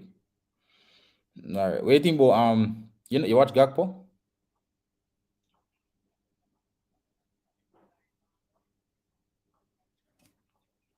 Mako, yeah, Yoki Mako, or something like that. Oh, that's a fee money less. For him 4 shots, I get $2. Okay. Mm-hmm. Yeah, that's what I don't really know what I'm gonna set up when them start the game. So Sar for Senegal I play up front. Waiting about 2 shot on target FEMA. Yeah, the light selling now. Yeah. 2 shot on target I pay $8. Mm-hmm. But you know Van Dijk and Delete and Akira run at the back. Netherlands have the ball, yeah. Me consider that too.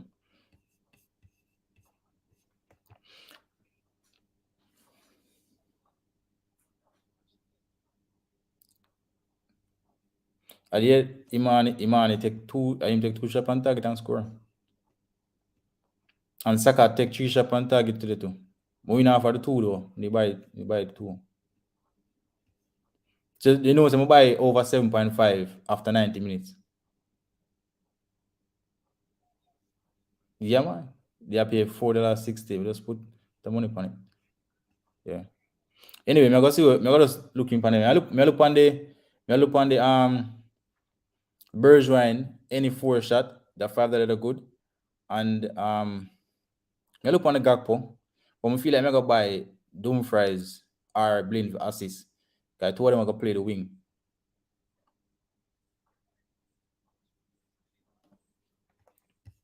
Dumfries any 2 shot.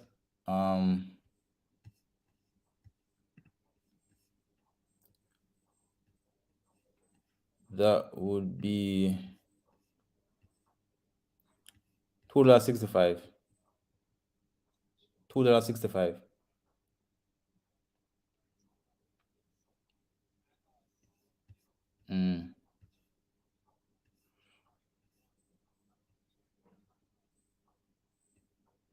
Oh,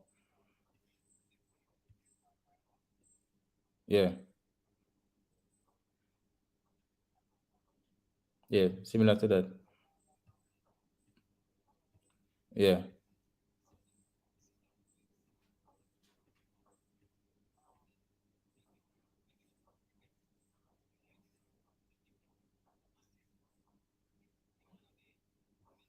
Say that more go Blind.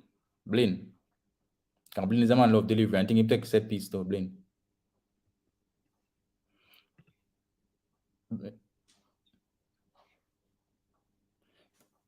Blind will come off still. That's why I don't really think I'm gonna buy him. Blind will come off for the field. They sure? No, Dumfries now come off. Blind me attack. But that Blind will come off. I'm saying age. I say most Ajax games sometimes they take him off, you know.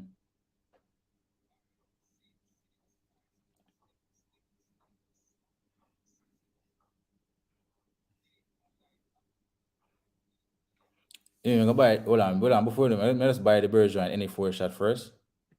Before we move on. I want to get to the way. Can we feel that any 4 shot are good? Is it?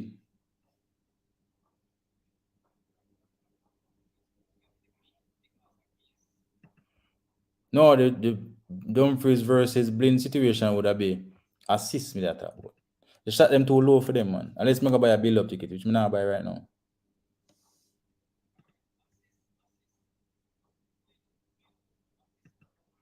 Yeah, that me I tell you. Because Blind is a man loves square the ball.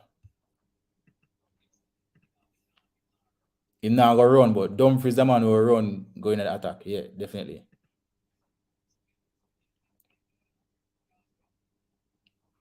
Yeah. Yeah, Blind that. That's what I was saying, yeah.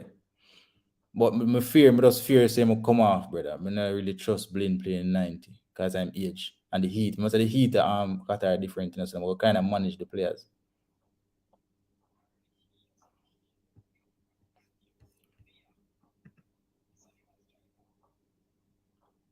Who them ever play forward? No, sorry, them ever play forward.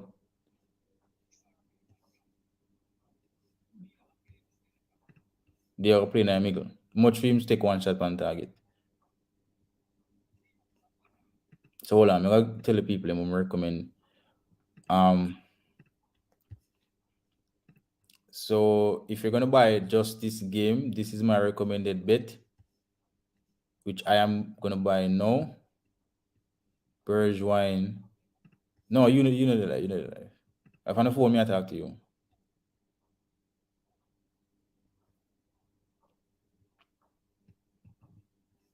But me I show them.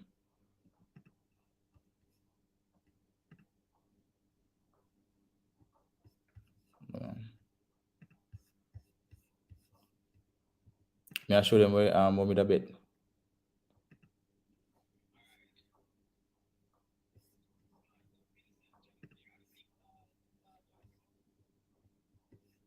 Me not sure. Me have a look.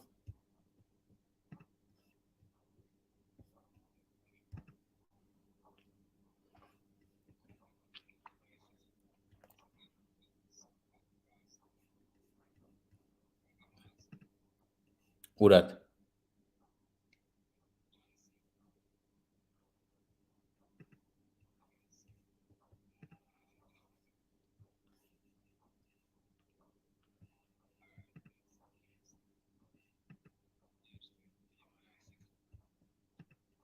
So what was square to him?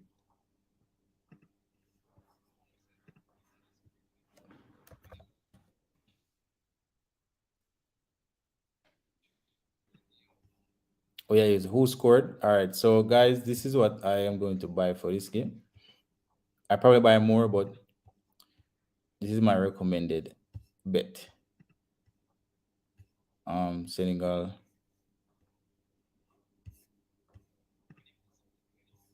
Who that?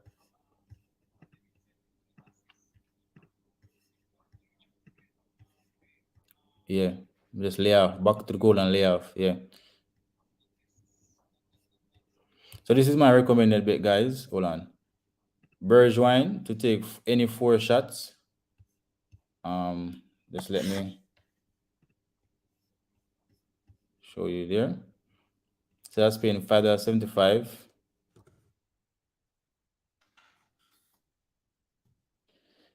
$50,000 gives you 17,250. So you can go ahead and try that if you wish. Another good bet.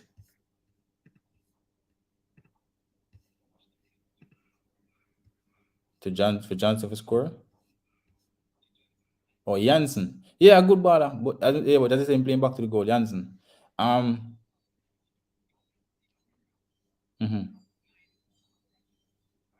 Same probably assist too. $3.40 him score.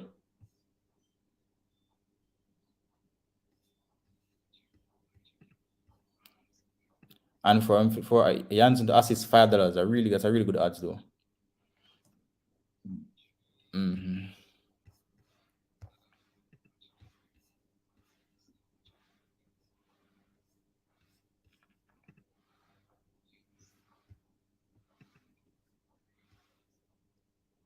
But I think Janssen won't play the 90 though. Either Luke De Jong or something will come on. Yeah. Yeah. So guys, Bergwijn and Gakpo. Bergwijn to take any 4 shot, Gakpo 2 shot on target. Those are my 2 recommendations. So you can go ahead and purchase those if you wish. The game will begin in a couple of minutes. So yeah. Yeah, so those are my 2 recommended bets. Gakpo, 2 shots on target, and Bergwijn, any 2 shot on target.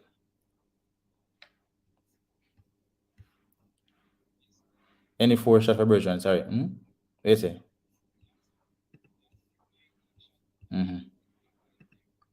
Whoa. So probably Janssen any amount. Hold on, let me see how much Janssen self any amount of shot.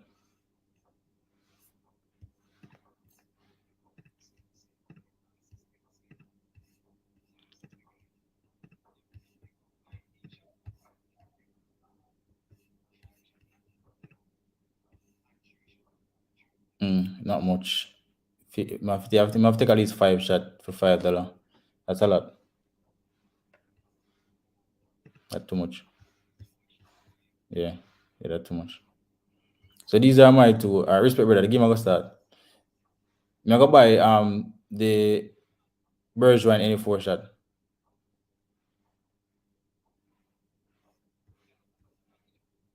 Yeah, 10.50 something. Yeah.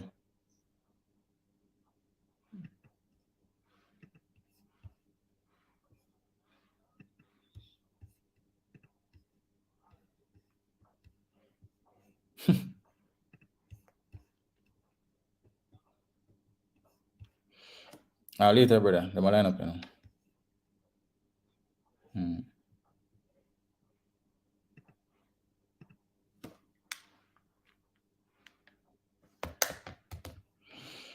Yeah. So guys, I'm going to bet on this game, but my expectation, I think both teams will score in this game, though. I think Netherlands, they will come out on top, but Senegal will, make it a little bit difficult at first. I think Senegal might nick a 1 goal here and there. But in the end, I think the quality of Netherlands is really, really, really good. They have really exciting players in that team, and they should see out this game. So I'm gonna buy a Bergeron to take any 4 shot for this game. Bergeron is a really good player. He was playing for Tottenham recently in the English Premier League.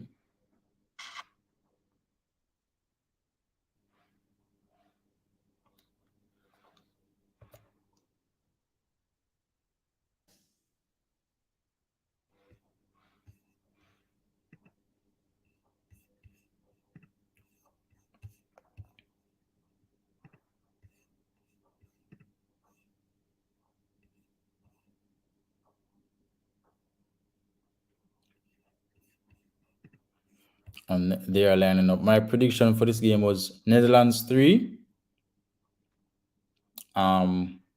Senegal 1.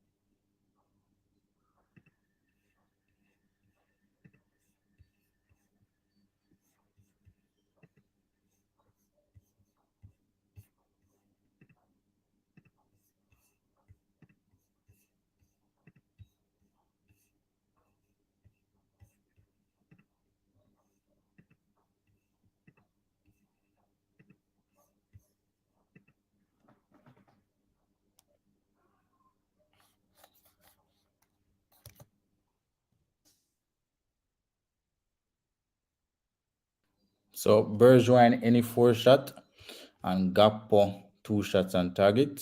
Those are my recommended bets on this game.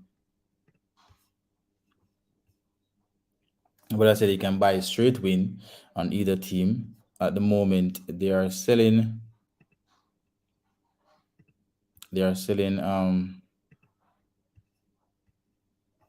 Senegal $5 to win. That's against the runner play. That's a underdog bet.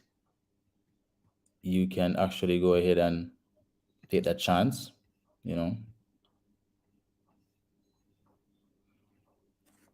So $1,000 would give you $5,000 in that case.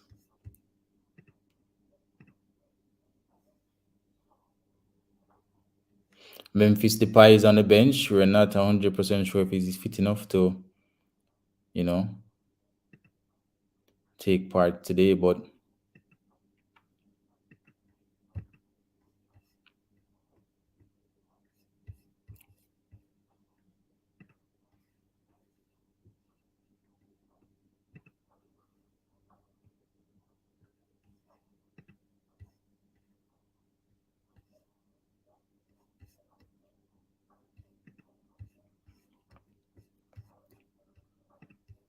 he's your star man. He's on the bench.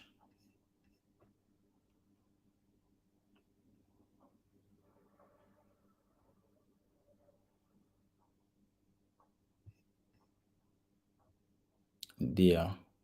He mentioned Dia to me earlier.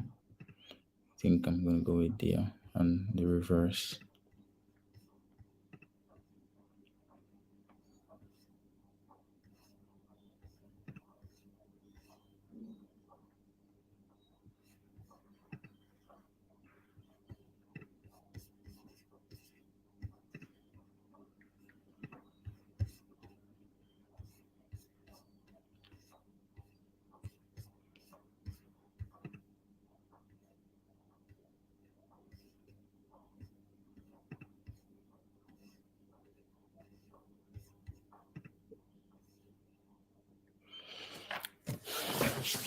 So our first African team to take the pitch today.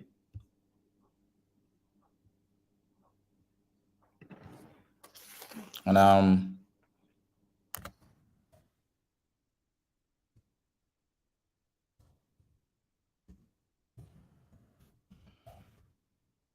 sad news that they're missing their star man, and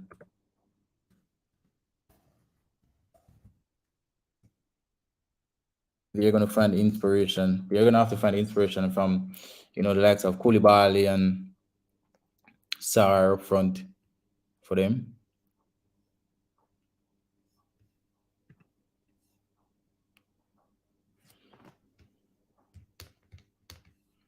Let's see.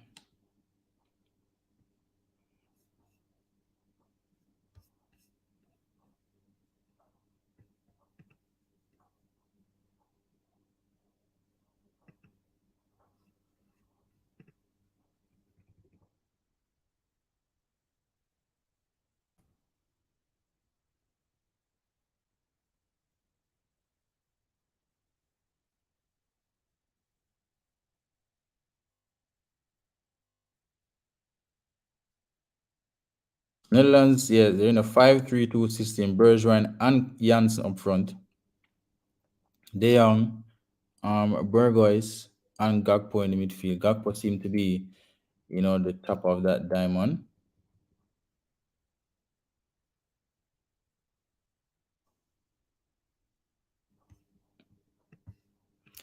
It's most of these players' first World Cup, so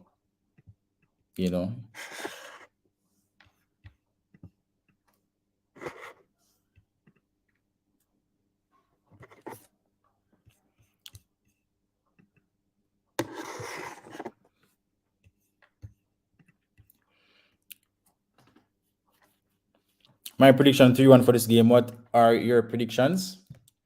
You can also buy 3-1 as correct score for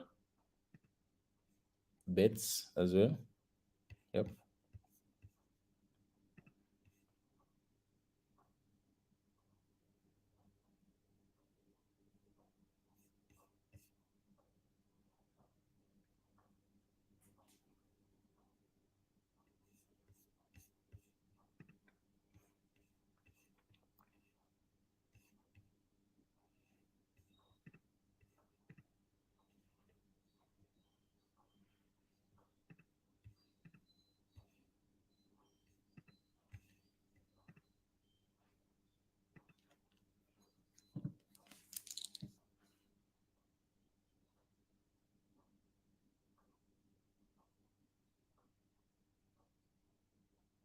And Senegal starts on the front foot. Dia takes a shot which was blocked and now out for a corner. Positive start from Senegal.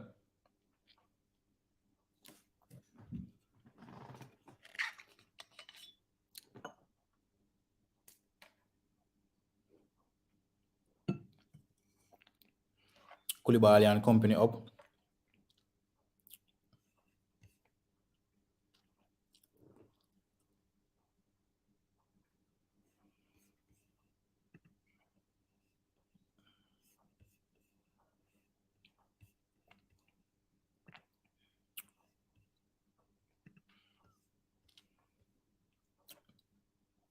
Senegal starts on the front foot.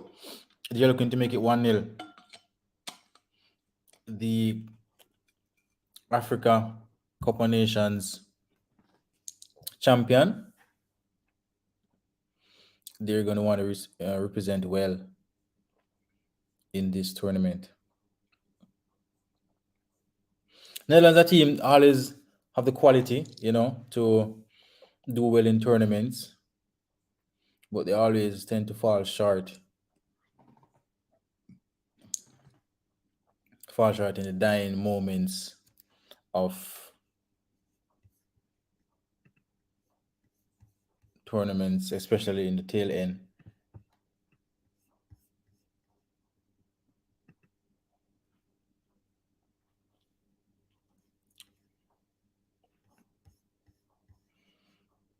So our players to watch in this game is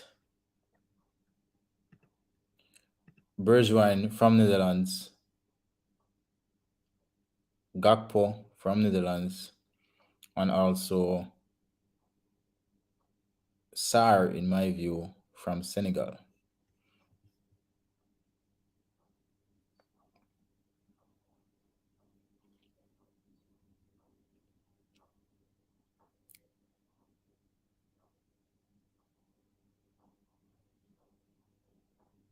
Netherlands in their first attack here. The game is being played at a really high pace and high tempo.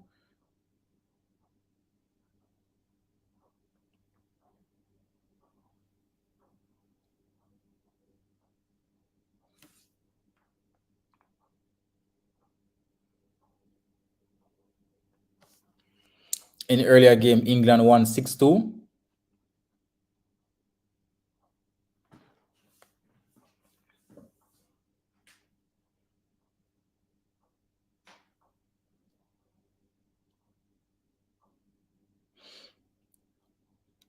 A great chance here for Netherlands and a great block from the Senegalese defense. Wow, that could have easily been 1-0 early on for the Netherlands team. Dede Blaine was in there as well. Let's take a closer look at this. Ball played inside, cut back to Bergwijn, but Bergwijn was a little too slow. Got out with the cutback. Bergwijn slipped in. Good defending from the Senegal's team. And Koulibaly will take the free kick closer to the half line in the Senegalese half. Netherlands win position and going forward again. Good touch there.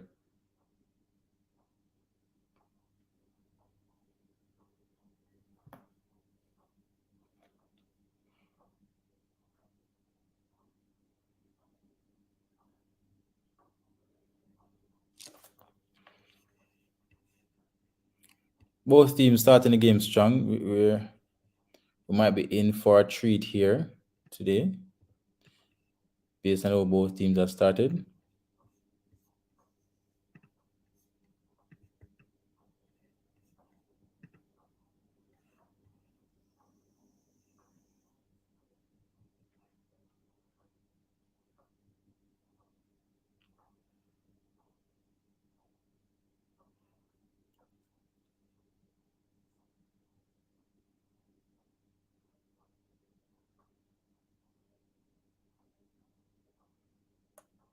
Senegal ball inside the box there. A little too deep. And they win a free kick.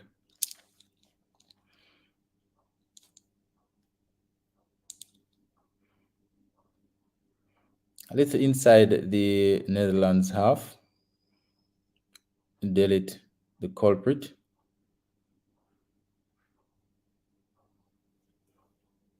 But Senegal, they're playing good. They started strong.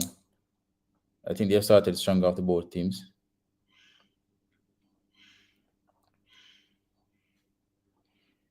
And Samuel Eto'o, the African legend, he predicted Senegal to win the World Cup. Many laugh at him, but the football is running, anything can happen. But losing their best player now, will probably give him, doubt in his choices. Early ball in from Senegal, too deep again, but they will try to go forward once more.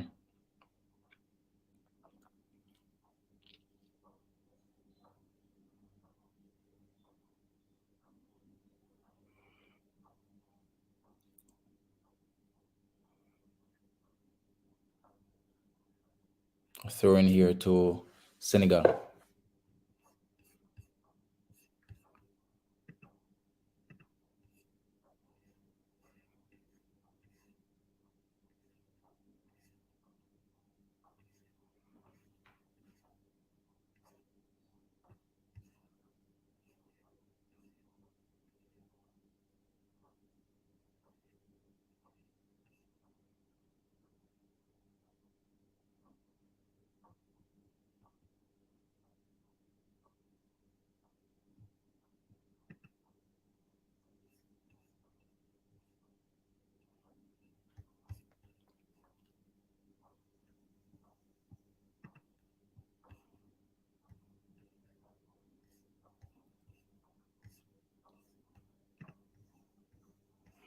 So this is the live betting right now. At the moment, Senegal $4.85 to win.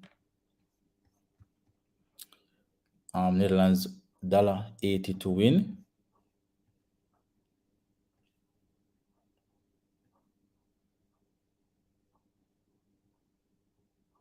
For over 3 goals to score $4. It's not a bad odds. If you can get 1 or 2 goals in the first half, this is not bad.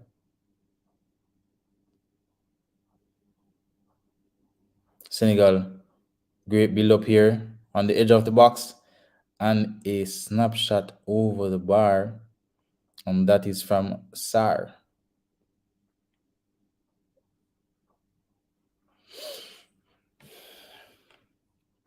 Good build up there from Senegal. Senegal playing really well.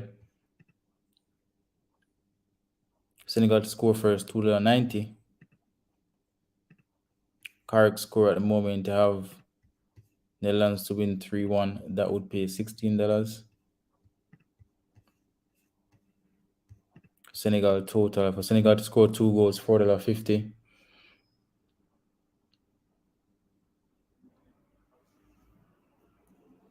Senegal look the stronger team based on how the game is going so far. Not allowing Netherlands to play, that free-flowing attacking football as they prefer to do. Dumfries on the near side here, the early square straight into the arms of the goalkeeper.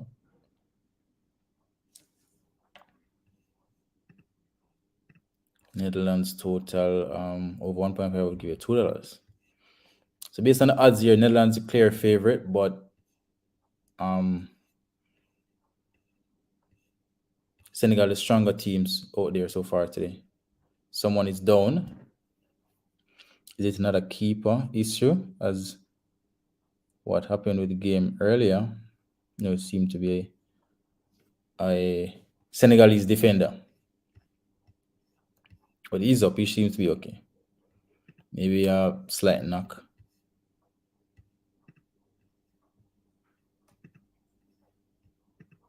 And there'll be a drop ball to restart play.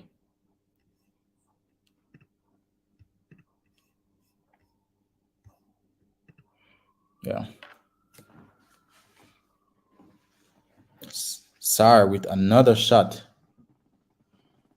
There's two shots for Sar, both off target, but as I said, he's a player to watch.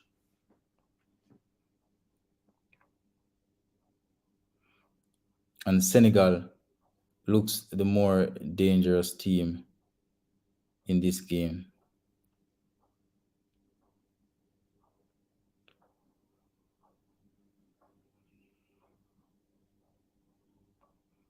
Good first touch from Janssen.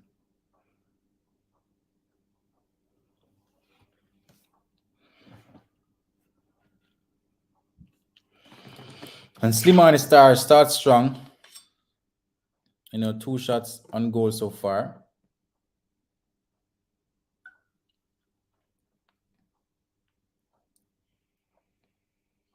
Netherlands with a throw in here.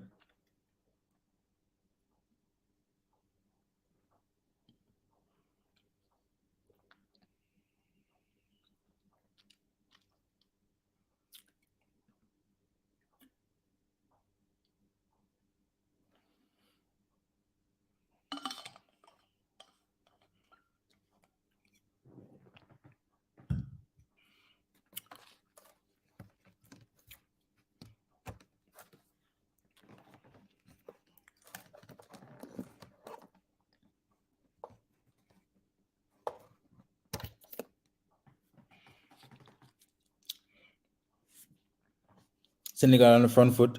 Frankie de Jong wins it, tries to play it out, throw into Netherlands.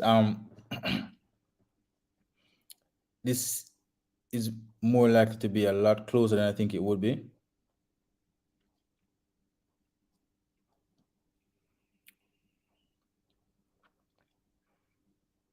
I think who scores the first goal in this game would be very important. Very, very important.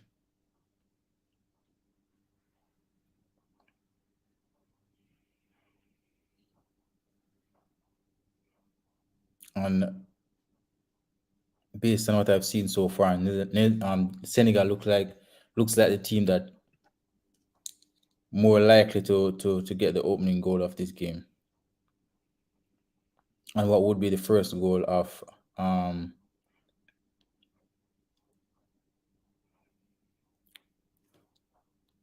not the group. The first game in this group played yesterday, Ecuador and Qatar.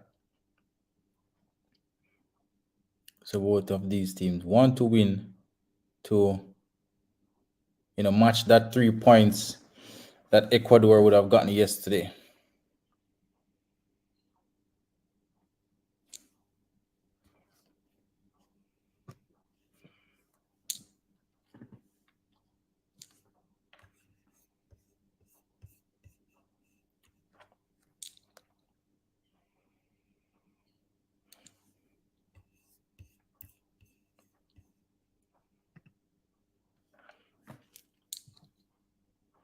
What are your expectations of the game, though?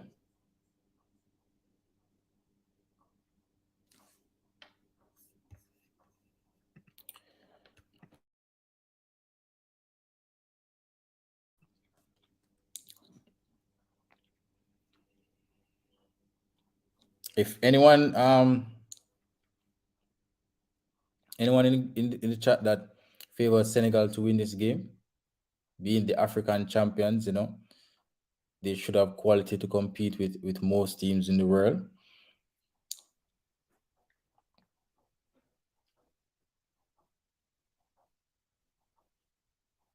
A foul there. And Senegal with a pretty good free kick.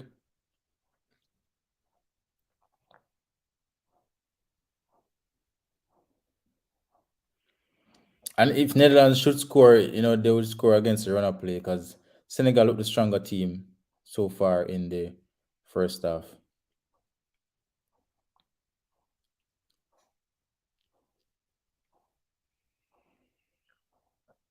Good cutback, but another great defensive work from Senegal. And Dumfries, he's getting opportunities to go down that flank and cut it back, as I've stated in the build-up. I had him as a player to look at for assist in this game. Should Netherlands score?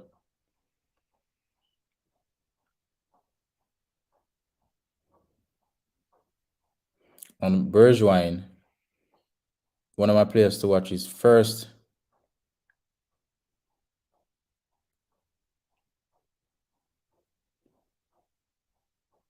Part of the play. Gakpo with the ball in.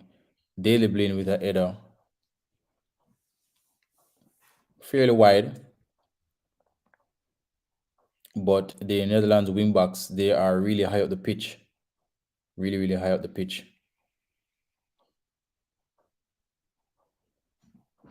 Daily Blind there with a half chance.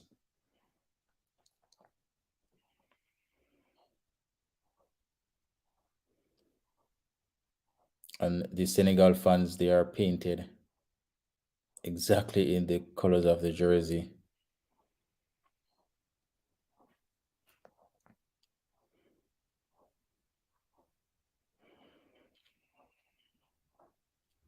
It's a pretty good matchup from both teams. Should be a really quality game. Opposed to the first two games of the World Cup so far, where it was basically one-sided in both. This game looked more balanced and open for either team to hurt the other. Senegal on the front foot once more, trying to create that opening to get the first goal in this game. Good attempt there. Corner kick to Senegal.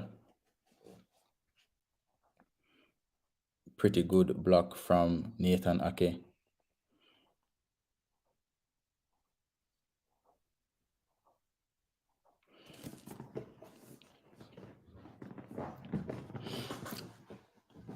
I think once a goal scores in this game, it's going to be more coming. I think once one of these teams go behind, they will push harder, and it will either allow the other team to expose them, or Netherlands with a great chance here, 1v1 in the keeper. Blaine cut back and they lost the opportunity. Great one-on-one with the keeper. And it was Frankie de Jong who got the opportunity and cut back on his favored right. And because of that, he lost the opportunity to kick to goal. I think he should have kicked with the initial chance he got. Janssen with a shot there, which was blocked.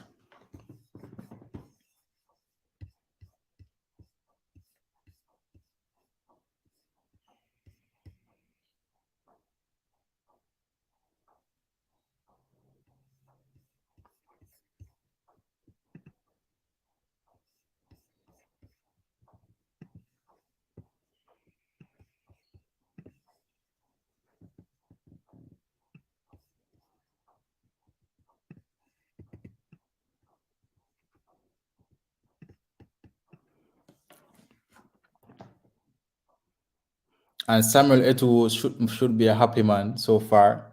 His team, he's predicted champion, looking good in the first half here.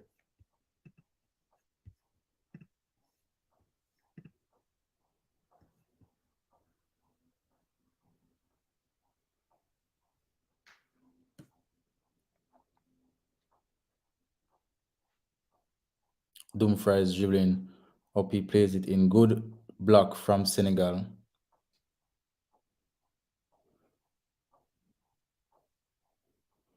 Some Senegal seem to be the more confident team though on the ball.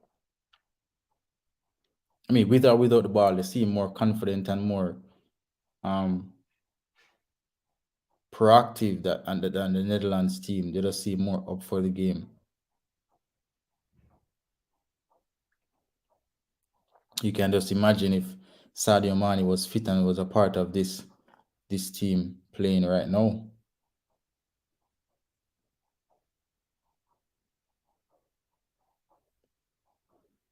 Netherlands coming forward with Frankie de Jong. He dribbles out well, plays it wide to Bergwijn.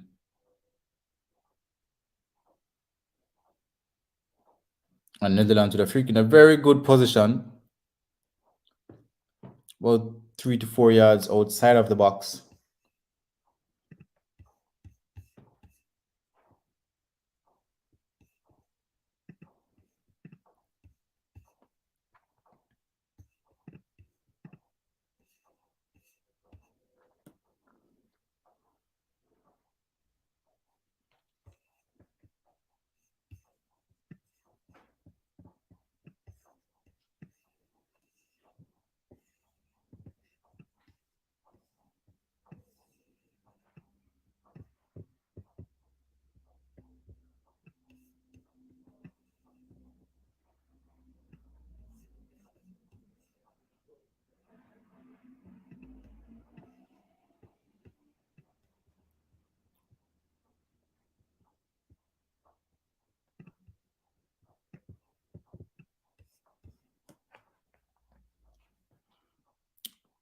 Good defending from Senegal.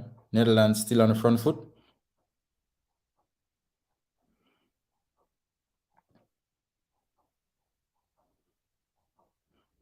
And both teams defending well. Both teams defending well, canceling out each other whenever they go forward. No clear-cut opportunity. I think Frankie De Jong had the best chance if he was more decisive in what he wants to do with the ball.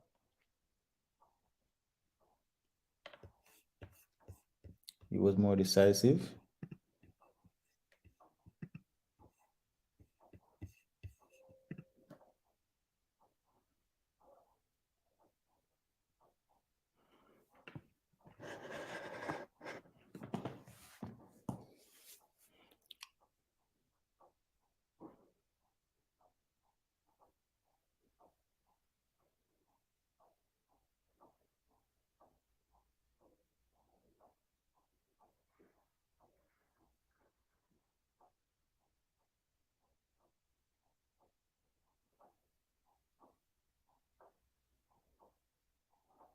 Netherlands seem to, have grown in the game. They're on the front foot for the most part in the last 5 minutes. They're pushing to create an opportunity. Delit plays it wide to Nathan Ake. They're looking now to take control and to control the pace of the game.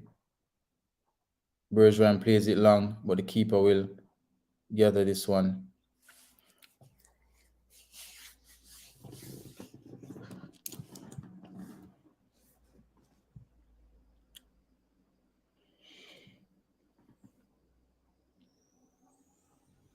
It's good to see the Senegalese team, playing this well.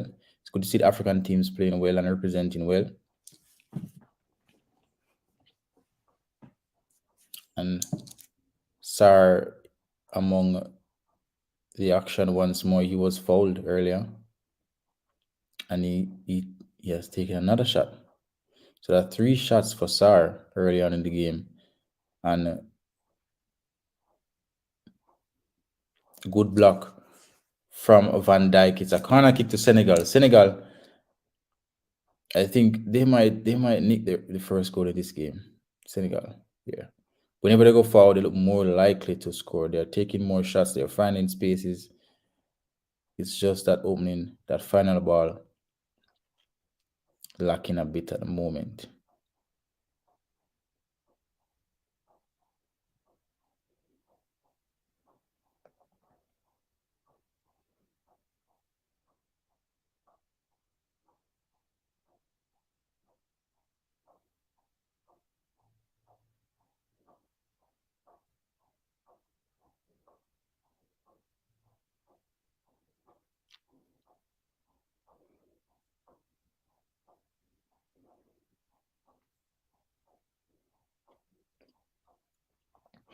I don't think I'm getting enough from the likes of Gakpo and Bergwijn in this game. I'm seeing a lot more from the Senegalese forwards than the Netherlands and their attackers, the Gakpo, the Beersrein, and the Janssen. I don't think I'm getting enough from them. Dumfries on the near side. He looks to squares it in, and looks like another corner in this game. And Aki and Van Dijk, they will go forward to try and to me score on the run of play. I think they are the second best to Senegal in this game so far.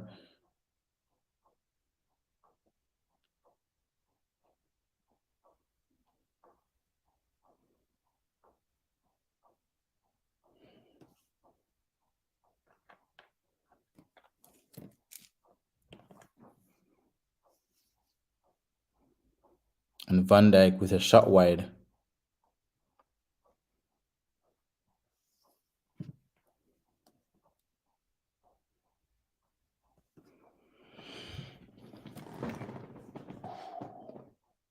He thinks he could have done better though.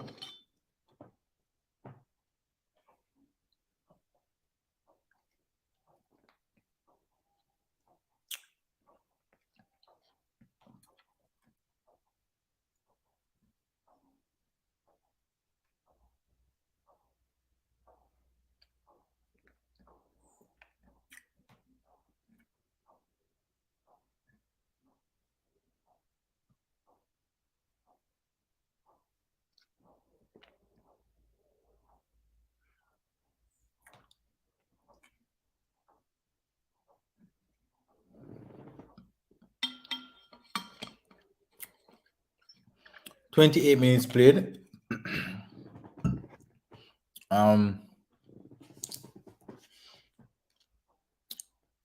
Basically even game so far. If I should give one the edge, I'll give Senegal. They look more purposeful going forward. It's another shot again from Senegal. They're creating little spaces here and there to try and score.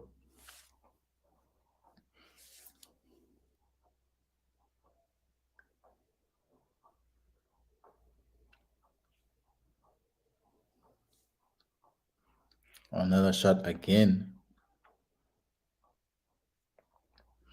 from the Senegalese team. Senegalese team, they're showing purpose. They look more dangerous. They look like they're finding that half yard to get a shot off no one. Then Netherlands look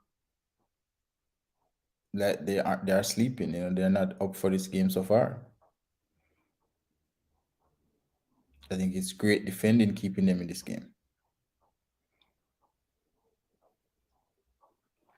But I don't see not much ideas going forward from Senegal.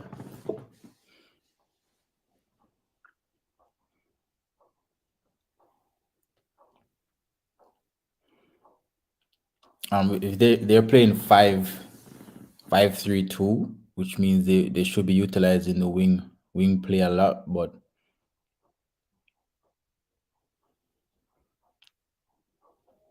they're not getting in and around those areas that would allow the wing backs to be productive going forward.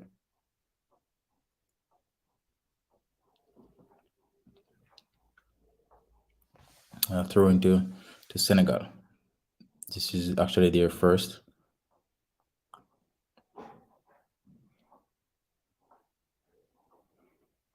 And it was just a poor pass to allow Senegal no position to come forward.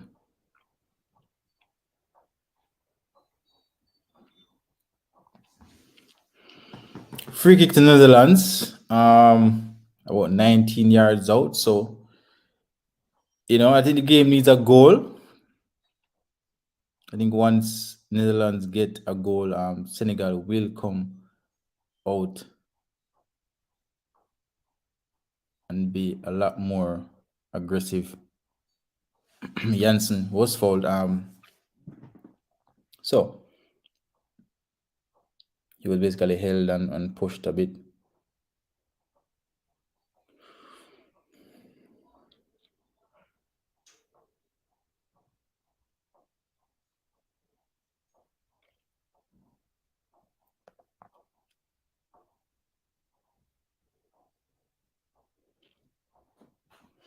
Can Netherlands score the opening goal in this game?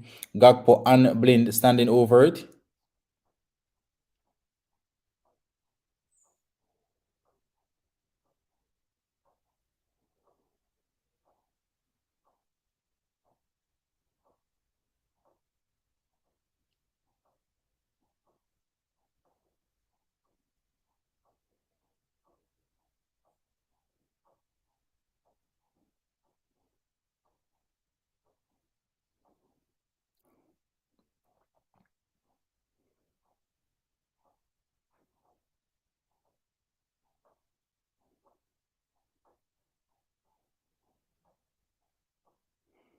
A very poor set piece initially.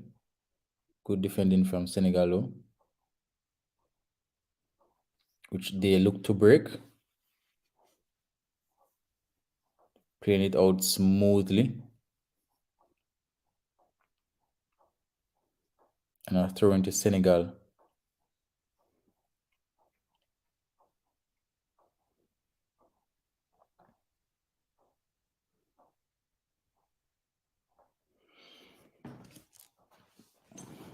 Van Dijk having himself a lot of work to do today with his Senegal team. Keep pushing and pushing on to score in the first half. 33 minutes played.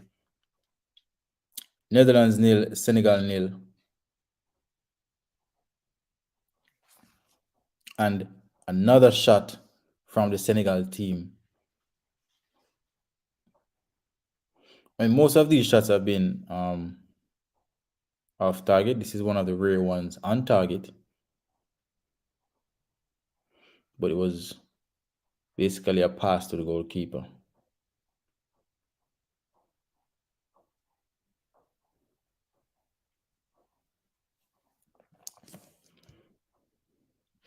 And Ecuador would love what they're seeing here. A draw here will keep Ecuador at the top of the table with all teams playing a game each. So Ecuador would be rooting for this game to draw, which will give them the advantage going into the second games of round A.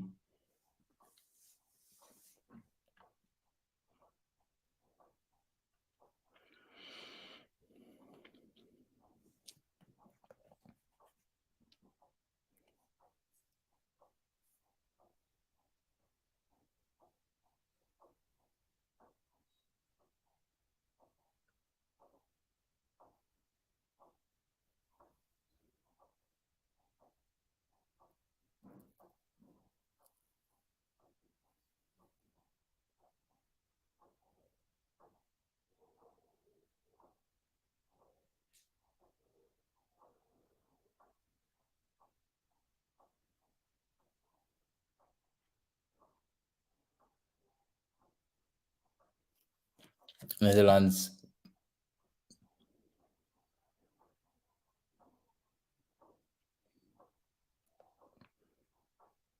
I think they find it really difficult to open up Senegal. Senegal, whenever they do have the ball, they sit deep, get numbers behind the ball, so there's not much spaces for Netherlands to play. Whenever Netherlands get it, Senegal, I should say, they come a bit deep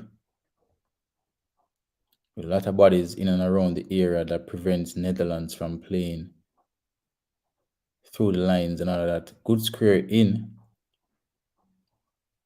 and a corner kick to Netherlands. This is one of their better build-up plays. Frankie de Jong there trying to play in Janssen. Gakpo. I must say the set pieces from Netherlands have been poor though. When they do get an opportunity to deliver a square, a corner kick or a free kick, it has been poor.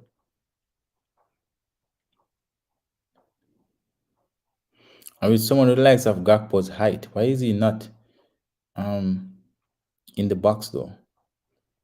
You know, challenging for those set pieces. He's really tall.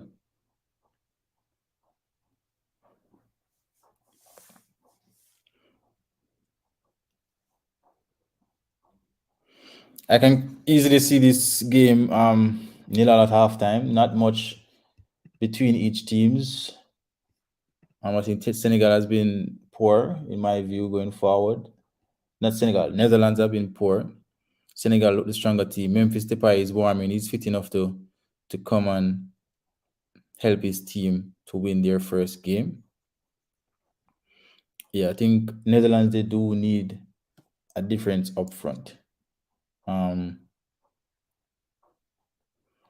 we're not getting much from them, and I can easily see this game join as well.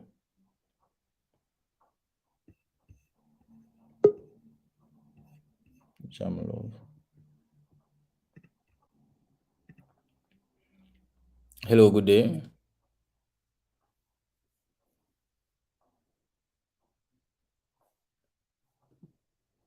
Hello,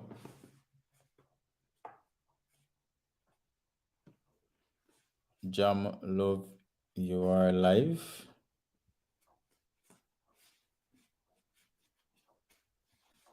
Okay, I'm gonna remove you. Let me know when you are here.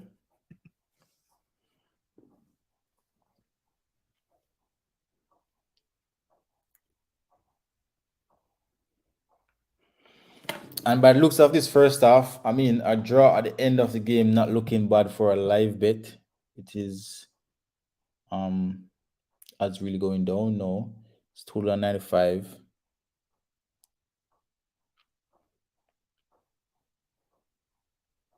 We definitely will definitely need to see some changes from Netherlands team in the second half though. I don't think the Senegal team and their coach will change much. It's just for them to get that final ball and that chance to score. But they're doing what's required. I don't think Netherlands on the other hand, if you check the amount of half chances created and shots taken in and around the penalty area, Senegal have created most of those opportunities.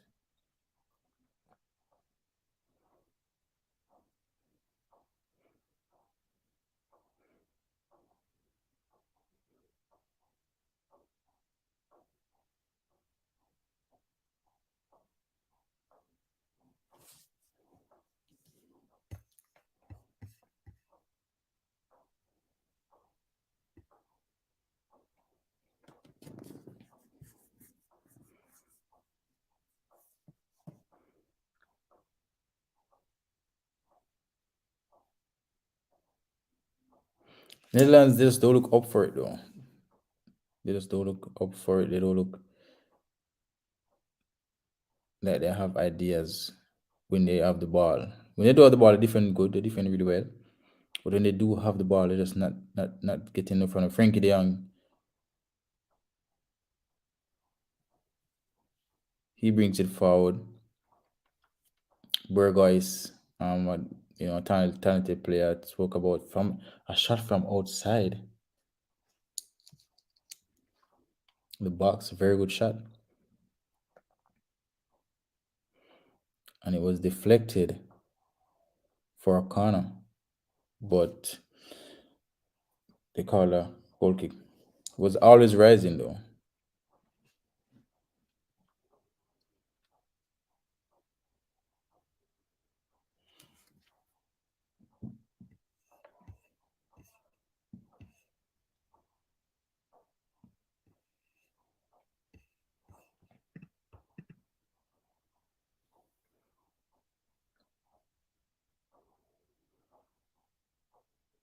Great chance there from for Senegal. Good clearance,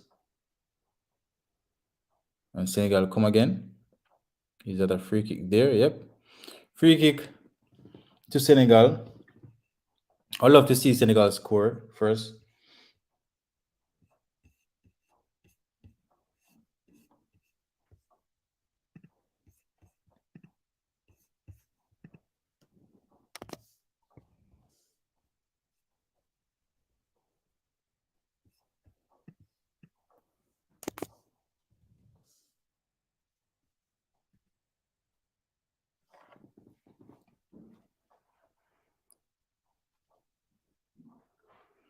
I would love to see Senegal scores first though.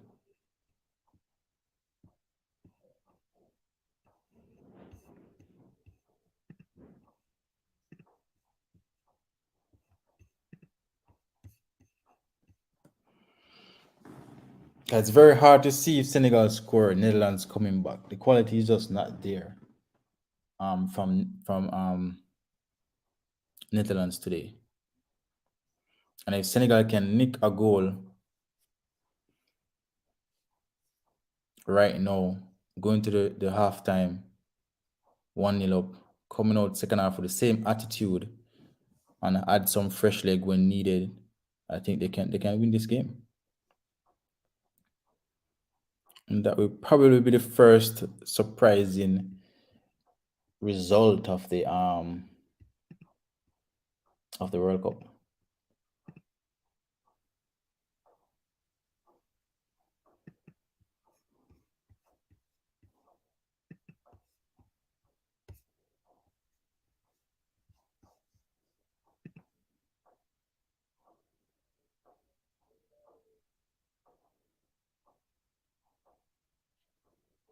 For 2 minutes played, 0-0.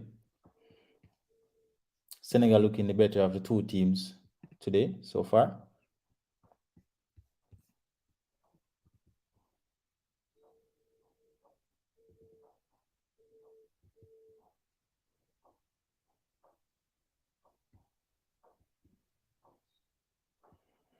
And no shots from the Netherlands wingers today.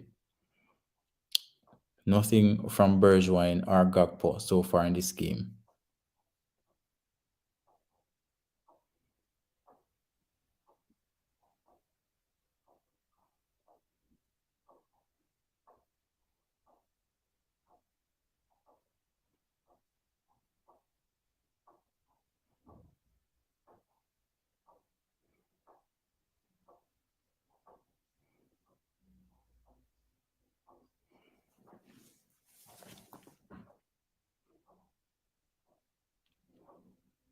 Can we see a first goal in the game before halftime? Can someone steal it in the first half?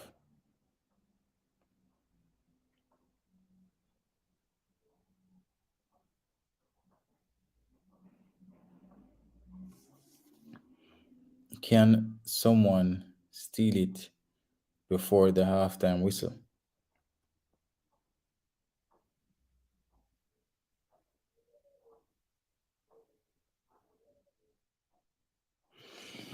Corner kick to Netherlands. To me, a set piece that could have been avoided. This will be sad should they concede from this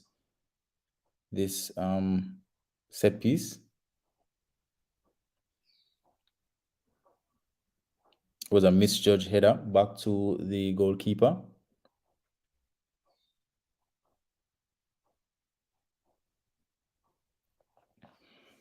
And Gakpo, this guy have been wasting free kicks and corner kicks for the whole first half. So I don't understand why is it that someone else don't,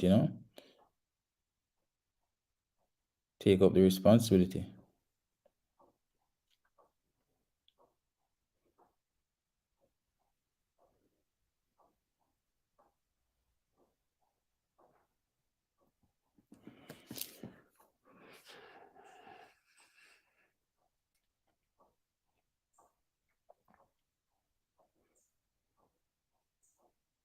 Good breakaway from Senegal.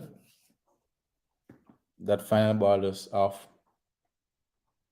2 minutes to be added to close out the first half of this tight encounter.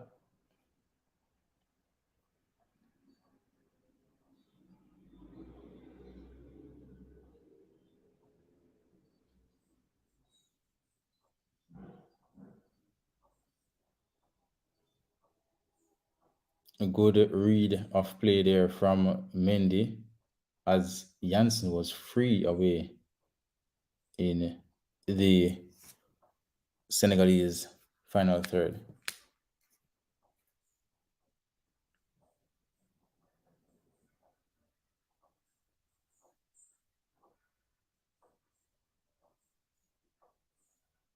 One minute before halftime, this game looks a bit level in my view. Looks like draw game written all over it.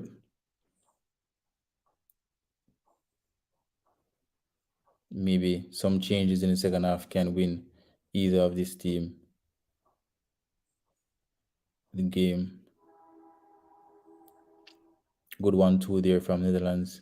Can they score against run of play? No.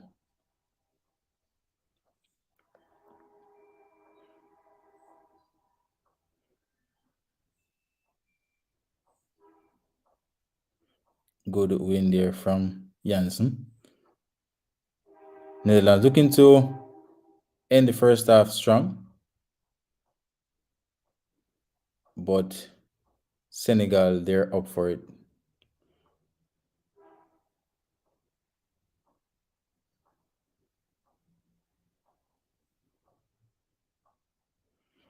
And that should be it for the first half. Senegal nil, Netherlands nil, and this would be the first game in the World Cup to end without a goal being scored. Unless someone else have an idea of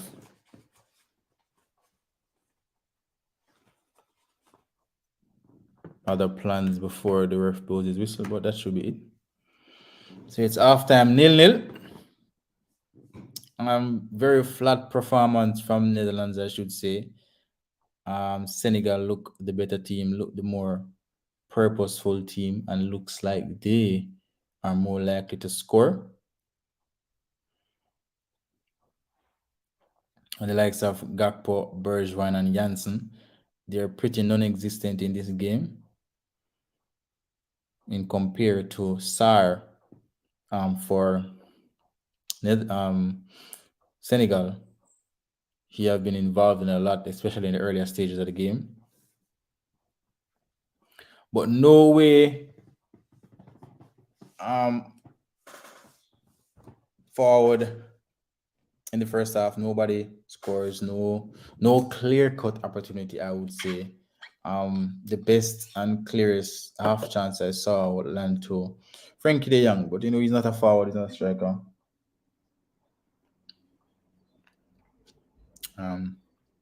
Maybe he's not that confident in front of the goal to try and hit one time. So he tried to dress it and put it on his better foot, but it was a little too slow.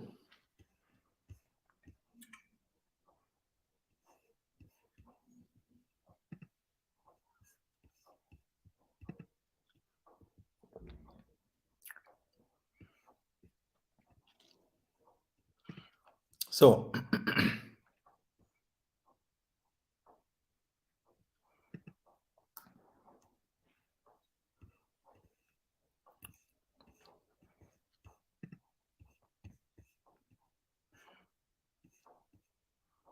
Senegal nil, Netherlands nil.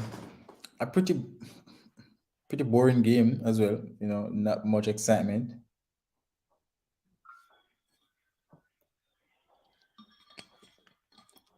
Not much excitement so far.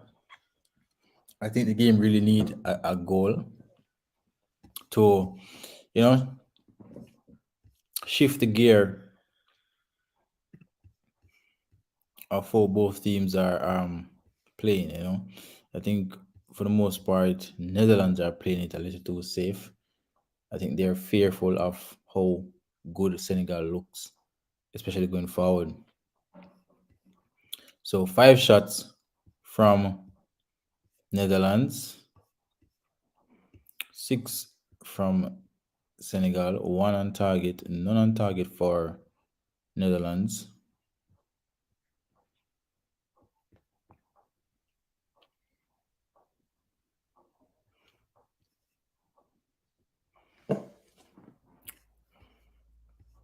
So based on the stats here, it seems like we have a level game, a level playing field, both teams canceling out each other for the most part.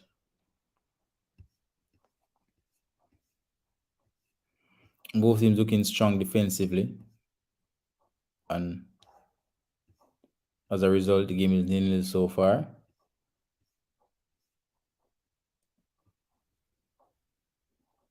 So let's hope it's a better second half. I really hope we get a better second half. We get some goals in.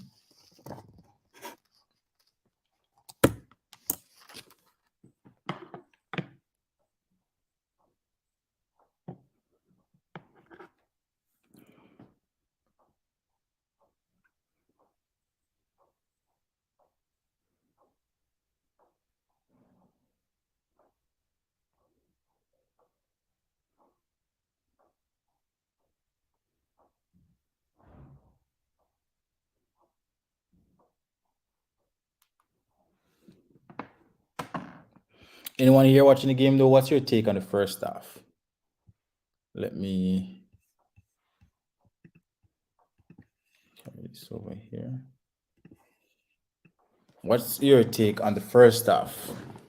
Anyone here watching the game? And the Netherlands fan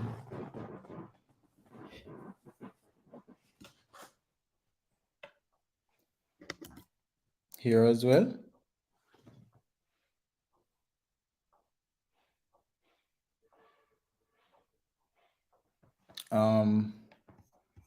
I doubt there was a shot on target for Netherlands. It was for Senegal.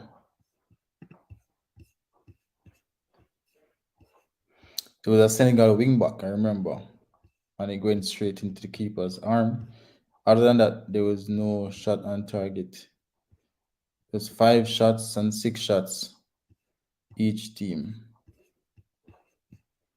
Yeah, that's it. No shots on target for Netherlands.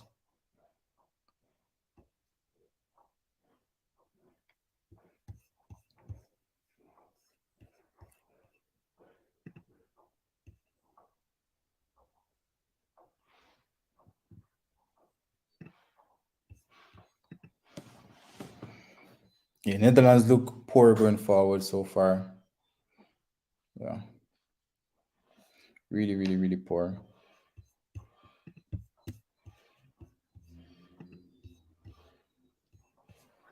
Their best chances were free kicks and corners, and even in that situation, deliveries were poor. Yeah. So this is how the table looks so far. If this game ends in a draw, then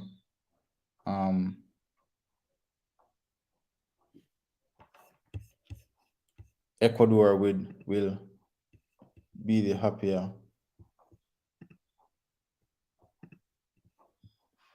team in the group, as they are currently sitting top on 3 points. Now, if you I don't think this is the right one. Let me check. Good. So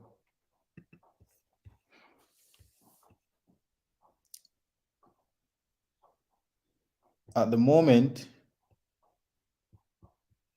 Senegal is getting $5 to win this game. And I don't see it far from that. I think they can win this game.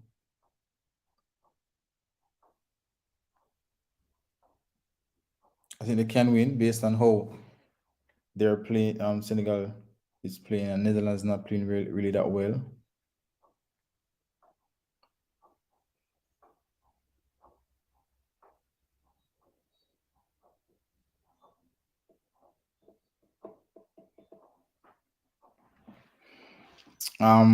Based on the game so far, though, I think that the game will finish 1-0 or 1-1. I think there's at least one goal in the game, but from which team, I'm not quite sure as yet.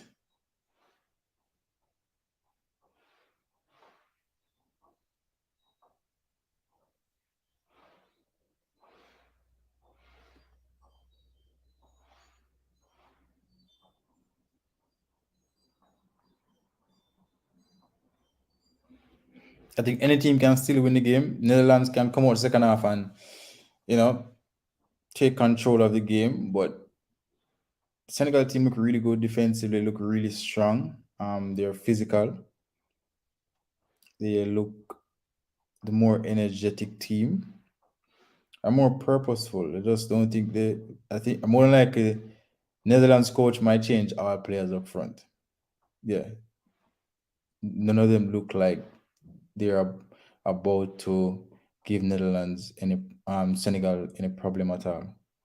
So I think Netherlands, Bergwijn, Janssen, and Gakpo may just be out of this game by the 68th minute. Yeah, they don't look like scoring.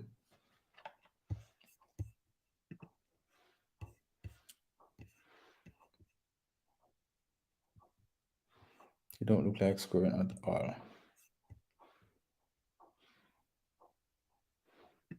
Yeah.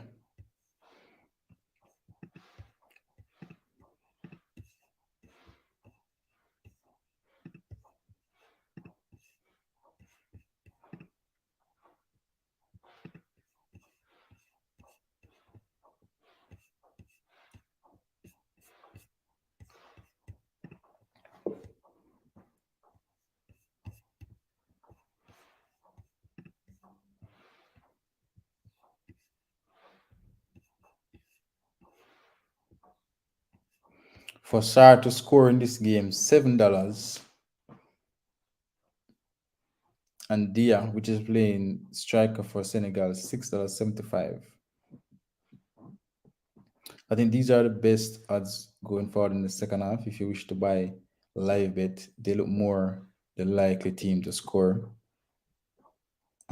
But personally, I wouldn't bet anything else than this game. The game look you can't see not each other too much, and restricting any chance of getting clear cut opportunities. So I personally wouldn't go ahead and bet anything more on this game. I have to see a totally different second half to consider that.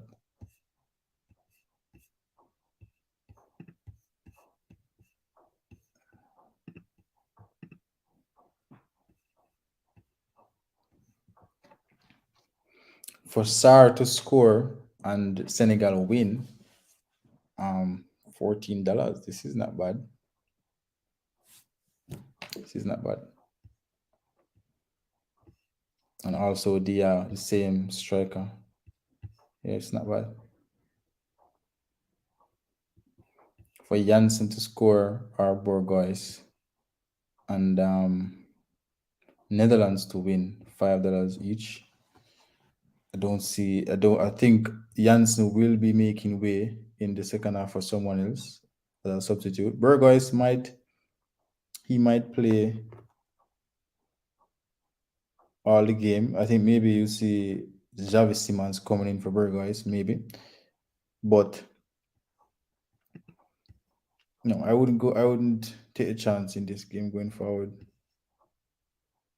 Both teams are canceling out each other too much.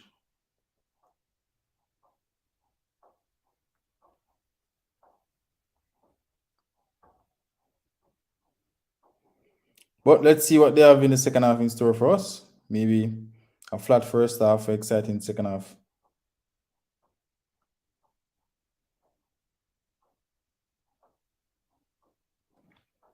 You never know.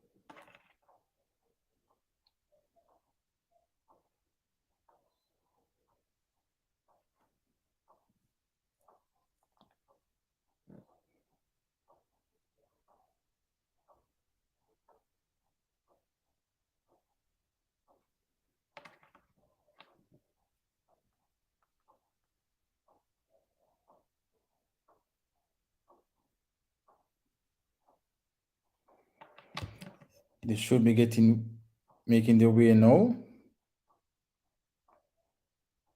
for the second half. What are your predicted full-time score? I predict 1-0 to either team. I'm not sure which team, but yeah, I'm predicting 1-0 to either team.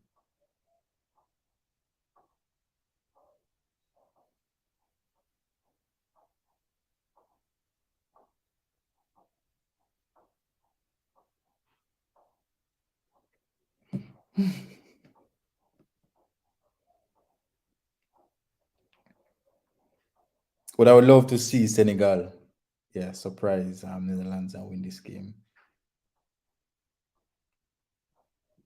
I'd love to see Senegal surprise and win this game. So let's see how the second half progresses. They're making their way out on the pitch at the moment, and Sardia, I think it's two players we could consider to score. Yes, two players that we could start playing really well. He's dictating things out there, you know. For them to score next, Sardia, $11 and $13 respectively. Those are very good odds.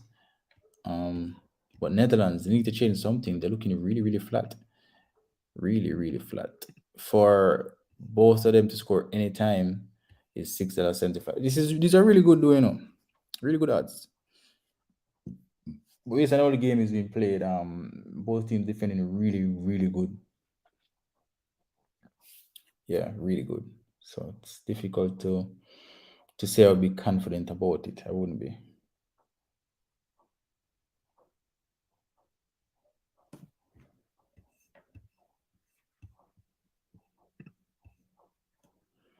So second half is on the way.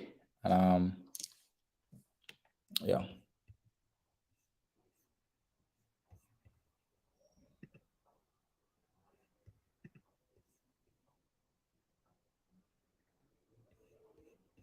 Christian one last, one Dutch.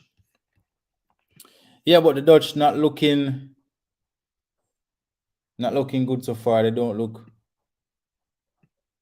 like they're going to give Senegal much problem. I think the coach have to change around that front three. They're not doing much to give themselves an opportunity to win the game. The defenders are defending. Van Dijk, Aki, and Delit, they are doing enough to keep out Senegal, because Senegal looks like a team that will score if you're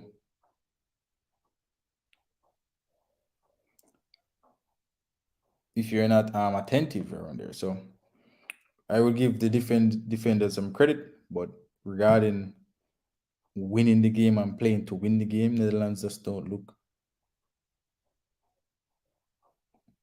like they are up for this one.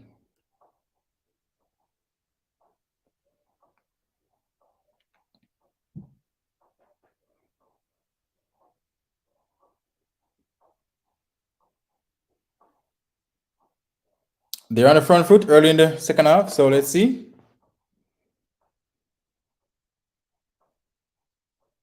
Let's see if the coach halftime talk can change things around. I think Frankie De Jong, having a decent game in the middle of the park for Netherlands. You know, he's starting the plays. He's there helping out the back line. And Senegal with a breakaway here early on in the second half. Good defending from, that looks like Nathan Ake.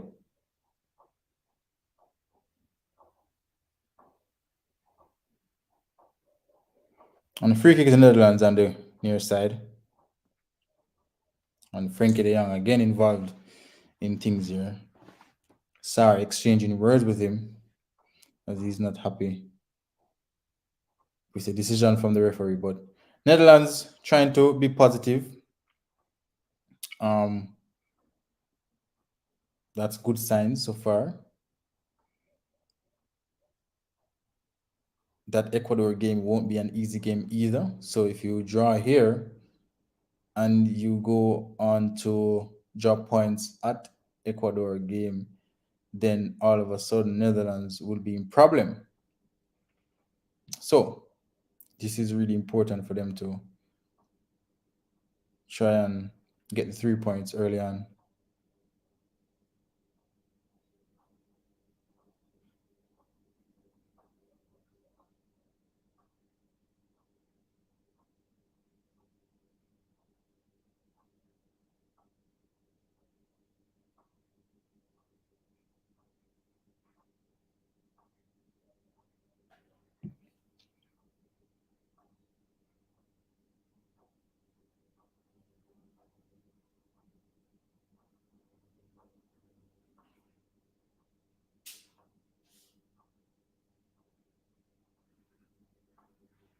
Are we going to even see a goal in this game?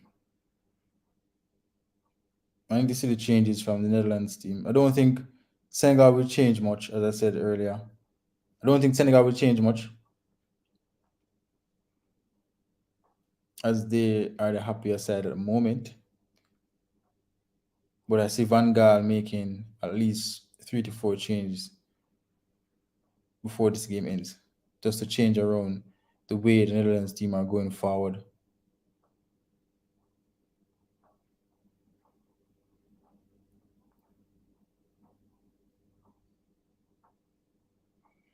Good breakaway from Netherlands. Dumfries. Dumfries, another one from the Netherlands team that, showing some positive signs. Gagpo with the set piece again. Let's see if he can deliver a better ball. The deliveries have been just so poor. And I don't know why anyone else don't take a responsibility to deliver the squares. Because they're not connecting. That one is straight into the arms of the keeper earlier.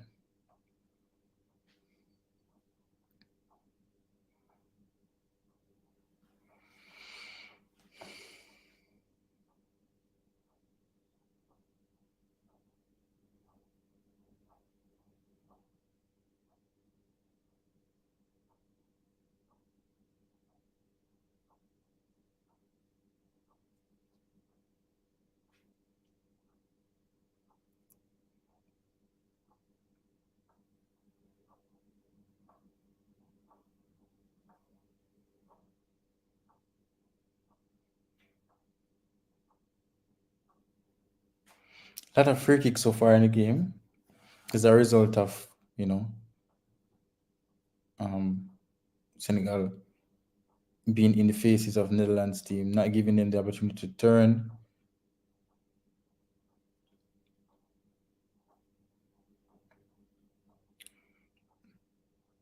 Bergwijn having a very Bergwijn is not even. I can count the amount of times Bergwijn touches the ball in this game. It's been very poor of him.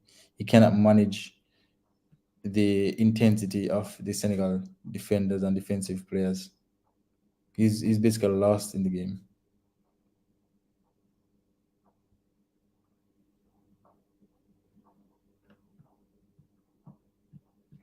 Throw into Netherlands.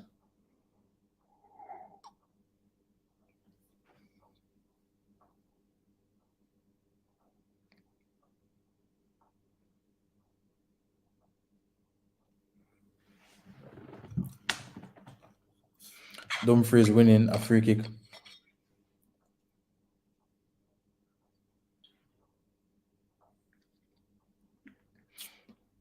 Another corner kick potentially to be wasted by Gakpo.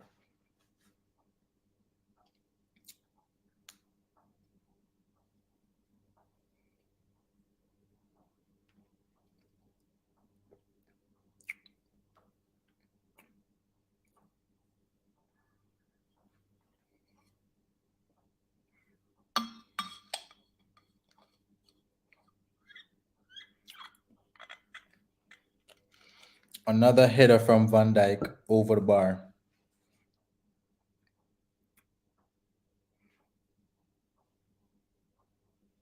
So that's two shots from Van Dijk, one wide and no one over the crossbar. Mendy was basically watching that one, go over.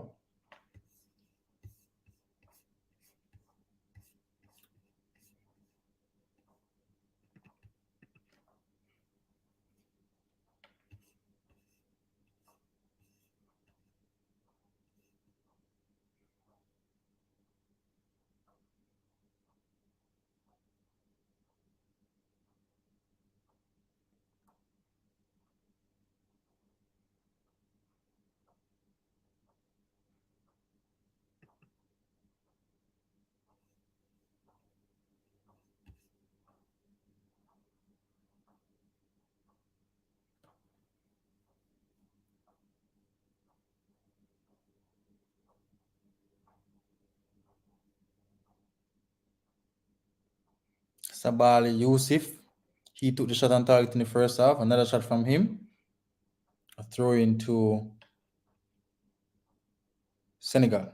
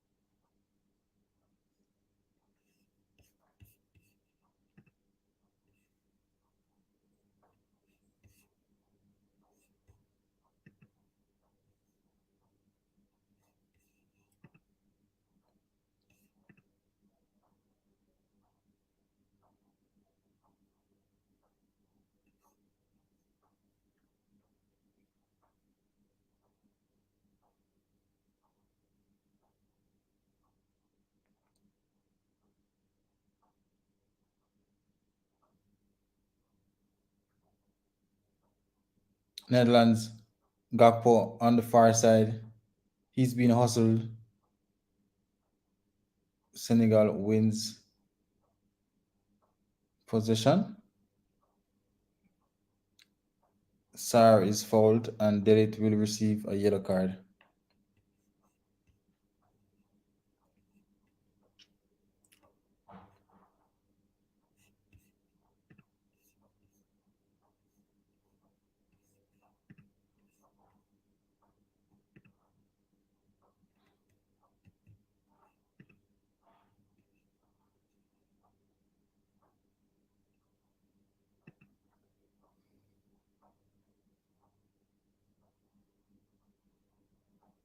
.58 minutes played, still 0-0.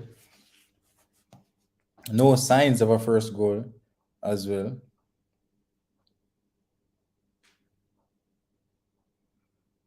I think Netherlands are unable to cope with the physicality of the Senegal team.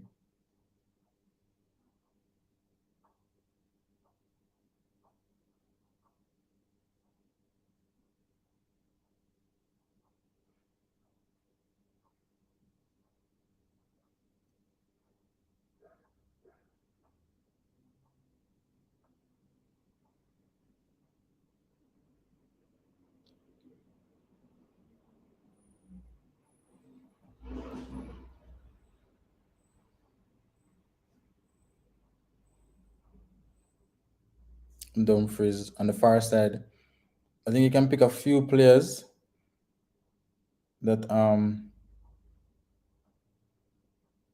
can say they have a decent game for Netherlands team. Mostly defensive players. Yeah. Senegal on the front foot.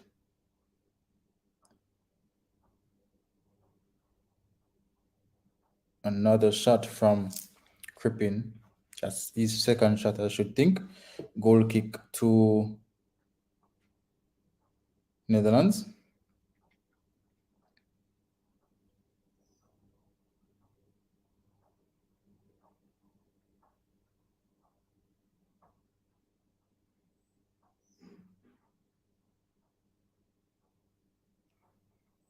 Snapshot, late snapshot.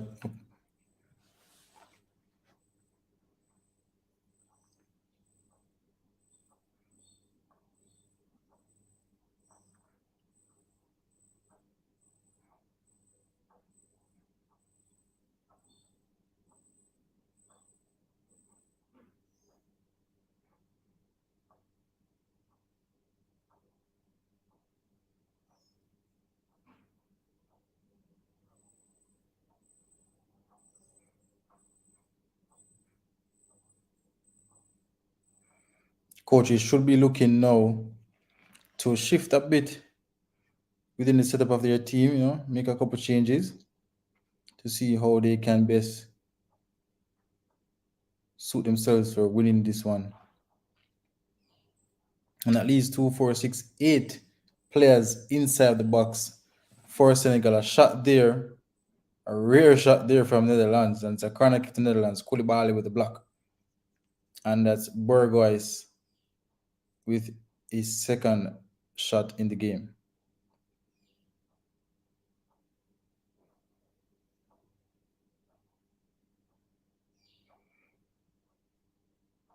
Memphis Depay will make way. Let's predict. It should be Bergwijn making way for him. Bergwijn has been non-existent in this game. And Gakpo stands over the corner kick again. And the Lions have literally wasted at least 5 to 6 corner kicks so far in this game. All of them to Gakpo. I don't know why they keep on allowing him to take these set pieces, and they're not productive at all. A player down for Senegal, which is why play has halted.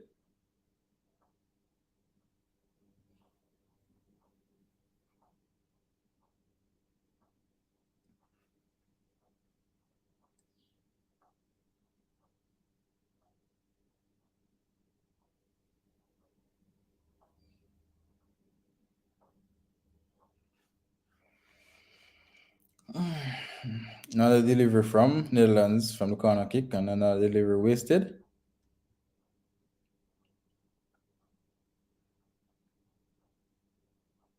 In this case, it was good defending from Senegal, I should say.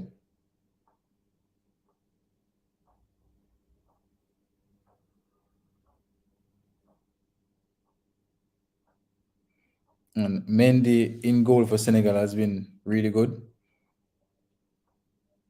He has been really, really good. And Janssen is being pulled for Netherlands. So Bergwijn is still out there. Janssen is the one being pulled from the game, and the star player Memphis Depay is now on.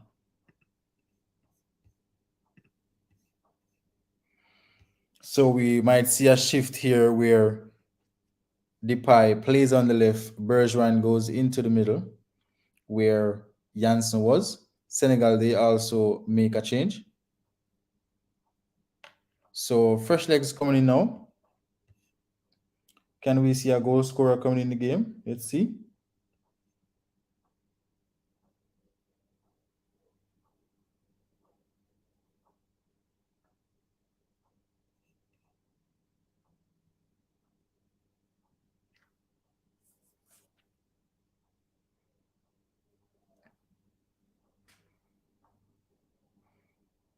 It was the player that was down for Senegal, which is substituted.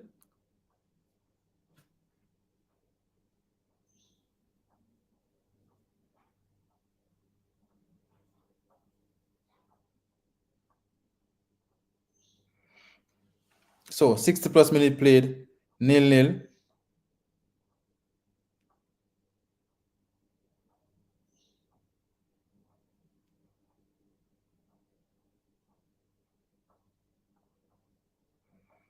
In a very tight game. This game could easily finish 0-0 at this point.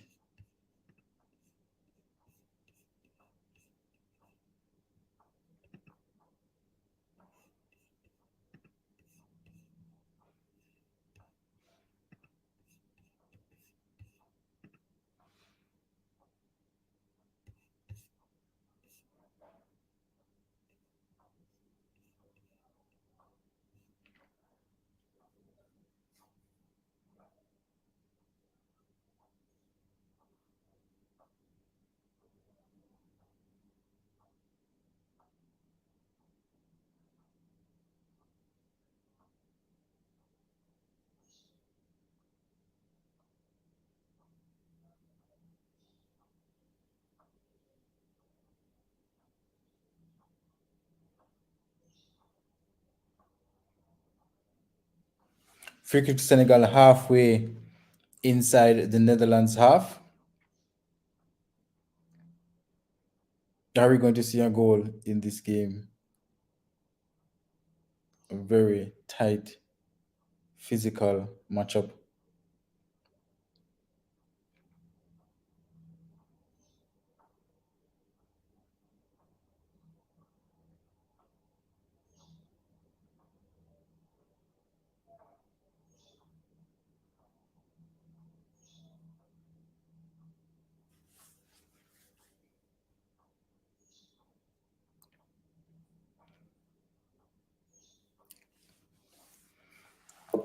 Dia with a shot on target for Senegal.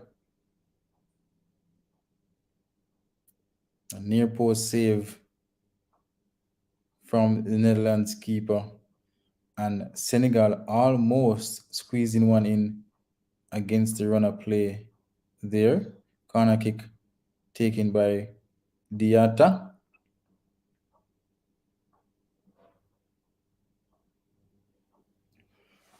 Senegal now $7 to win this game.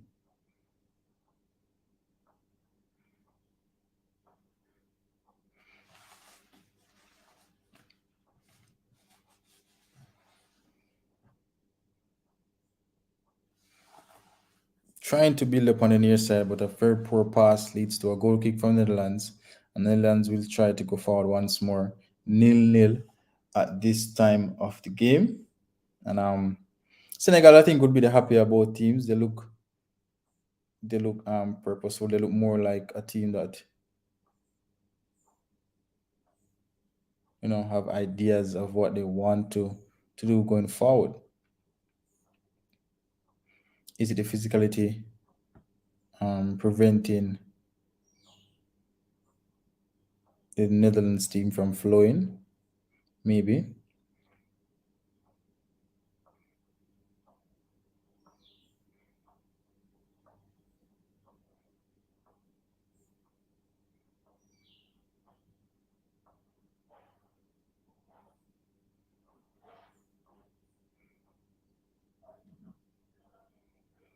Senegal defending deep, defending well.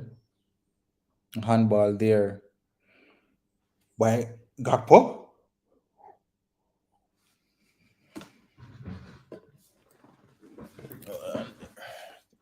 This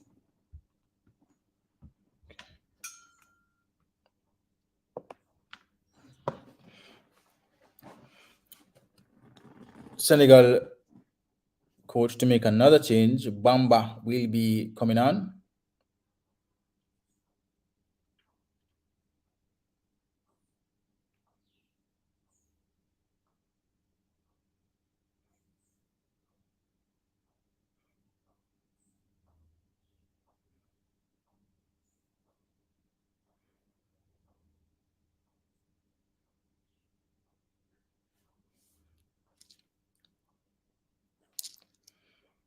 Goal kick to Senegal. Will they make the change at the moment?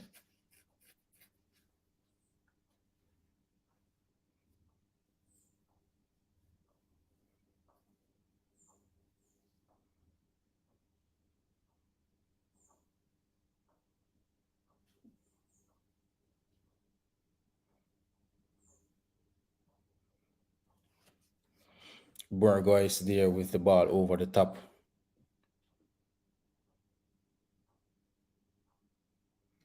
and they do make the substitution as Bamba will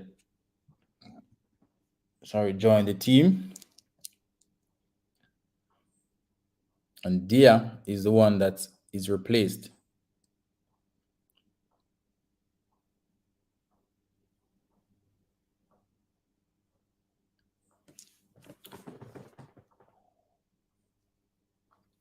So Senegal with a positive mindset for the last 22 minutes of this game. They um putting on some fresh legs to go forward for their team.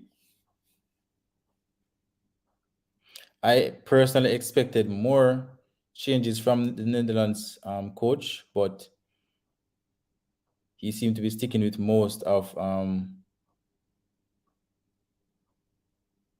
starters at the moment. Just one change in the second half so far.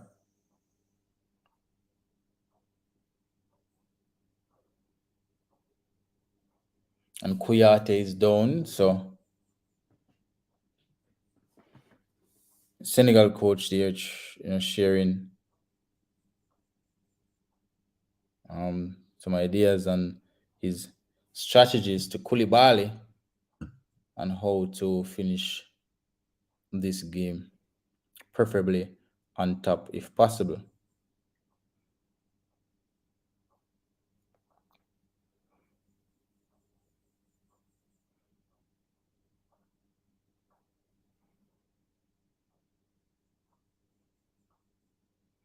And Kuyate is down due to Frankie De Jong pushed him in his sack, and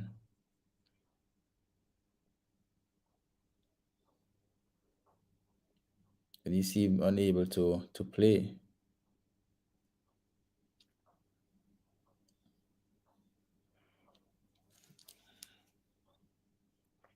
Man's playing it safe.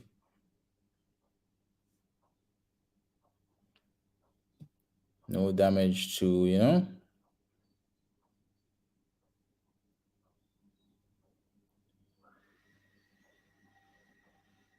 to the tool. So Kuyate will make way. Pretty good game in his right, and another player down and coming off due to injury. This one, I think he will eventually walk it off. He will be there for their second game.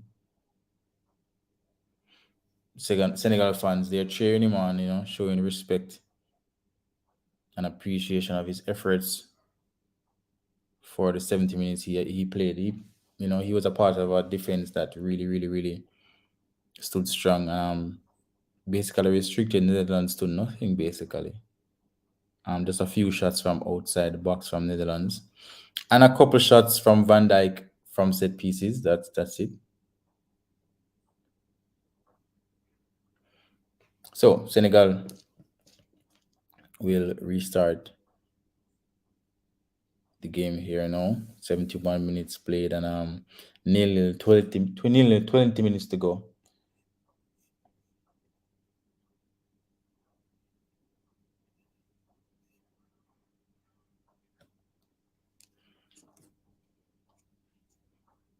And this may be the first draw, and potentially the first nil. No goal scored. I display a very good defending from both teams, but is it very good defending or just both teams not, precise and being creative enough going forward? Senegal there with a shot on target from against the runner play. They basically came on a counter, and it's that man Sarah playing it inside one time early shot, which was saved by the keeper. Another save from Netherlands. We've seen where Dia took a snapshot early on, about 10 minutes ago, where he had to save. And now one more substitution. And Gaye on for Koyate, which was down injured. So basically, the two changes that were made in Senegal team is due to injury.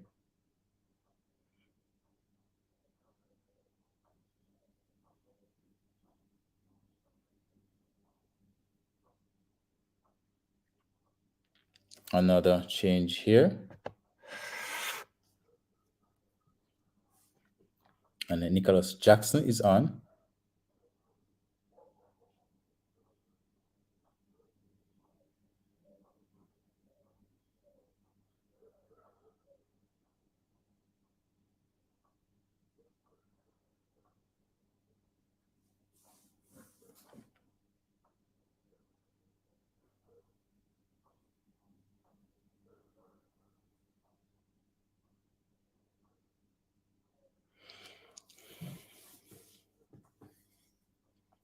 Will we see a great climax of this game?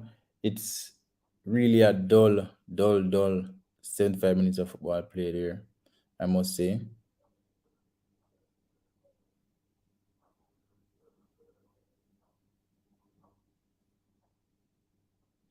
But I would definitely give credit to Senegal. I think they did most of what they should have done right today.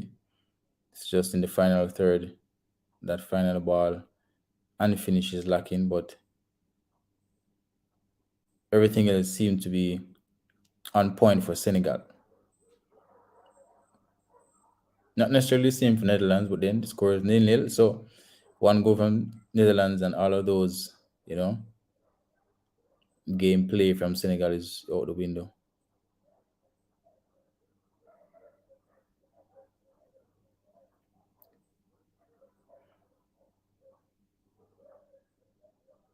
Senegal again on the front foot.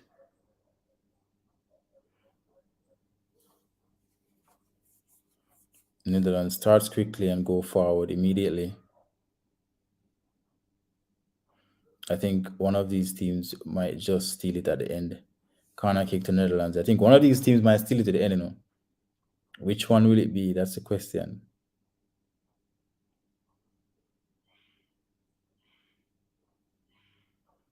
One of these teams might just steal it at the end.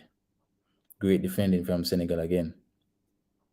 And Dumfries, the Netherlands wingback, is the player highest up the pitch, hustling to try and give the team a chance to win. And I've said it earlier that Dumfries is just one of the few players I will give a pass for the performance of the Netherlands team. And he's doing well defensively and attacking. He's trying, he's hustling, and he's not, a forward or an out and out attacking player. But he's a part of the team. He's doing his job, I guess. A shot there cleared by Senegal, and Netherlands restarts play from the top. Dealt with a shot on top of the box, blocked again, and that is where most of Netherlands shot have been outside the box and close to players that leaving an easy opportunity to block. Dumfries with a foul there on the Senegalese defensive player. But this looks like a draw game, a nil game maybe. I'll be surprised if either team scores. Really, honestly, it's poor for me.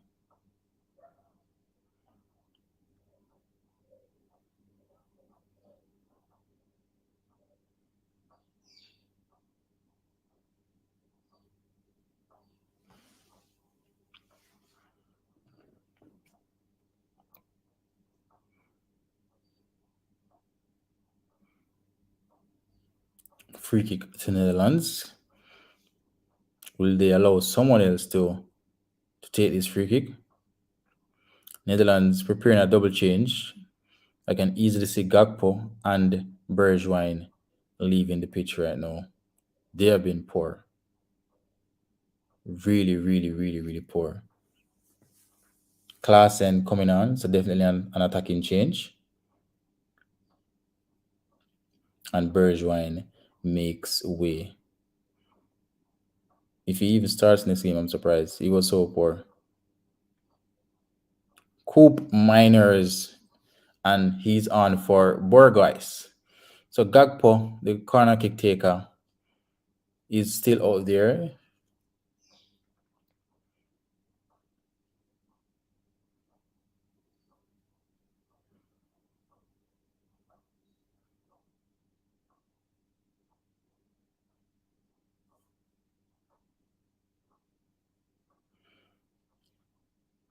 $79 played, and nil-nil. Both teams looking to win it.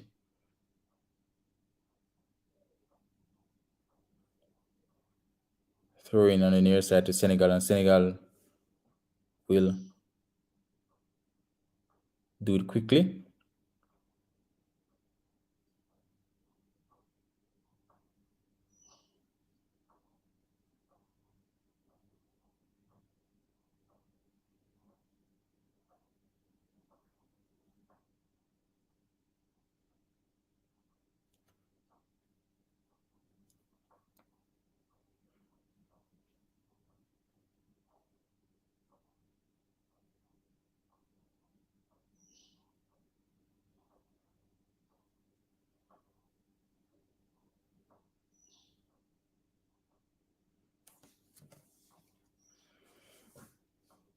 So, the next games in the group will be played on the 25th of November. And, Ecuador, in their hotels, Ecuadorian team in their hotel now, praying for this game to finish because nil-nil is within their favor right now.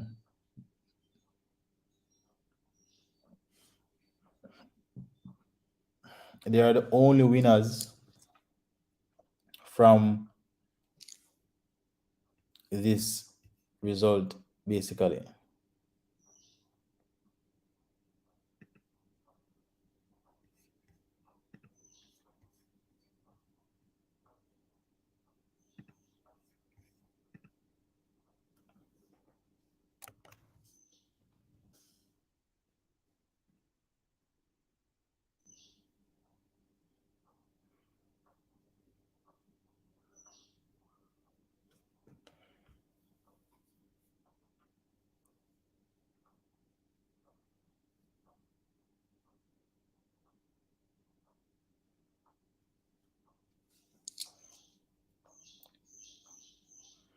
Senegal playing it around the Netherlands box. Senegal, they're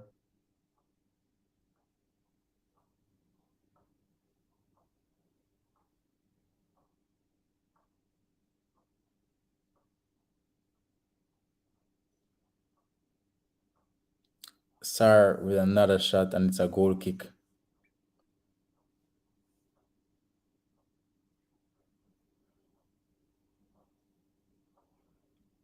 He's been held by Ake.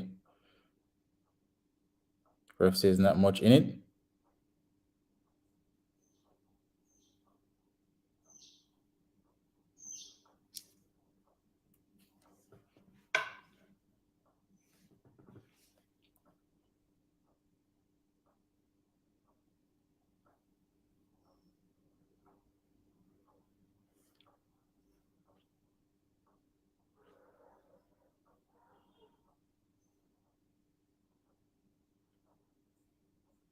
Ake plays it long, and it's a goal kick. Well, a player is down for Senegal.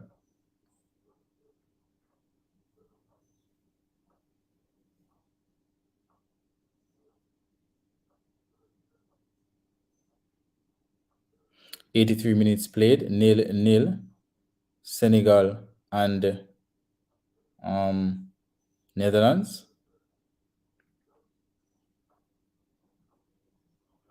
It's a really, really, really hard fought battle out there.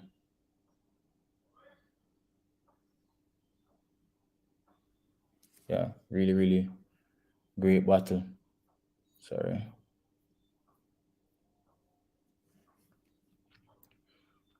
But it was a very boring game, very flat, not much excitement, not much clear cut chances created. Yeah, it was really poor.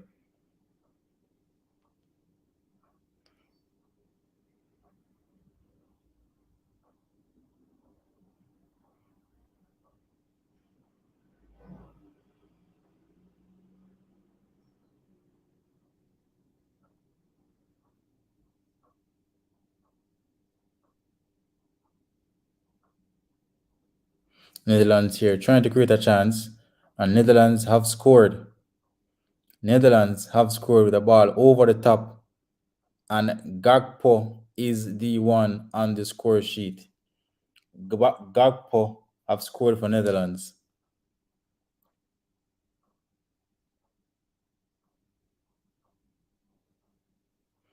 And Netherlands, after to me, have been second best in this game, have stole the show in the latter stages.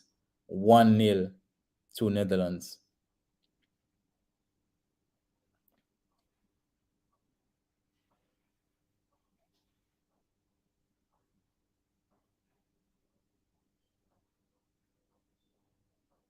Good build up, and it was Daily Blind with the assist. I did stated that Daily Blind or Dumfries will be up for the assist. Or it's wait, I think it's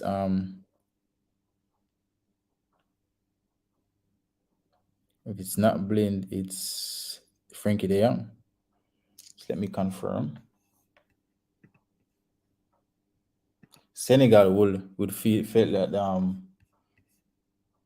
they deserve more at the top of this game, so they're gonna push for an equalizer.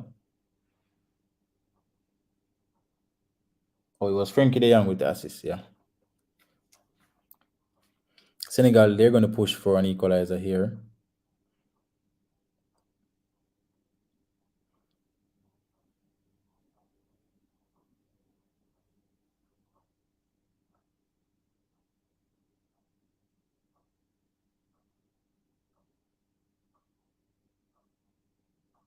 And another shot on target from the substitute of Senegal, Gaye. Senegal on the front foot.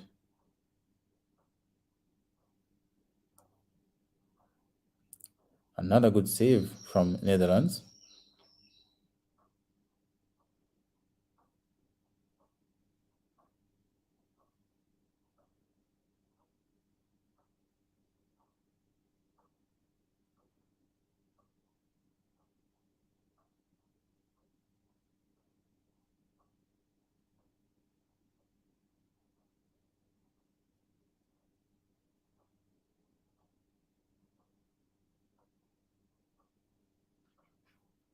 Senegal here pushing for an equalizer later on in the game. Another set piece to Senegal. Netherlands, they scored in the 84th minute from a Gakpo header. And that's how it goes. You play the better play all day, and then one chance and you're down 1-0.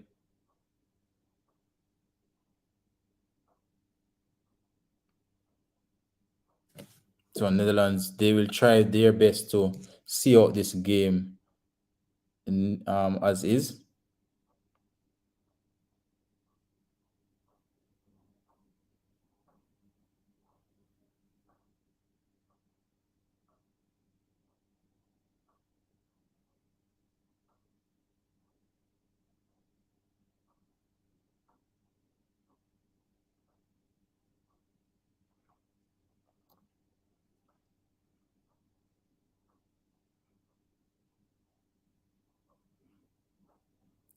Memphis Depay on the near side.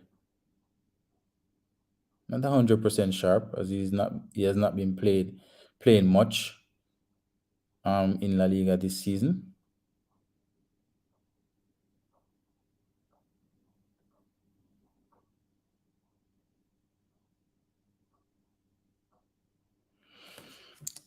And Senegal find themselves chasing in a game that they were maybe the better team for the most part.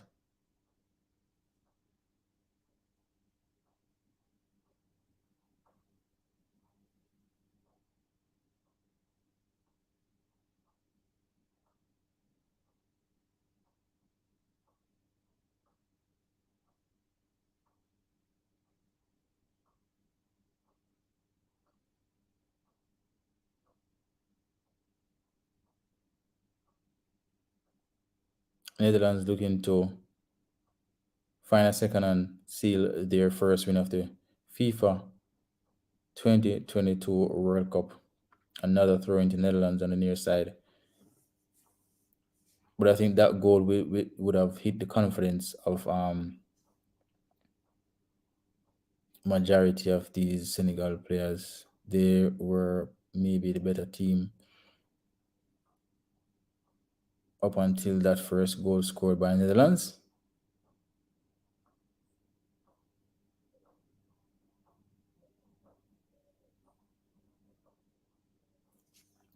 Frankie de Jong is down,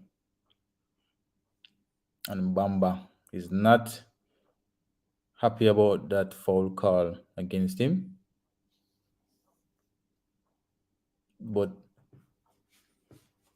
this would be a harsh result for Netherlands, honestly. Not for Netherlands, for Senegal. The names are so much alike, I was mixed up, yeah. Harsh result for them, I think. If it finishes 1-0 to Netherlands. 8 minutes to be added after the 90. 8 minutes to be added. So this can be a very long 8 minutes for Netherlands and on their defense.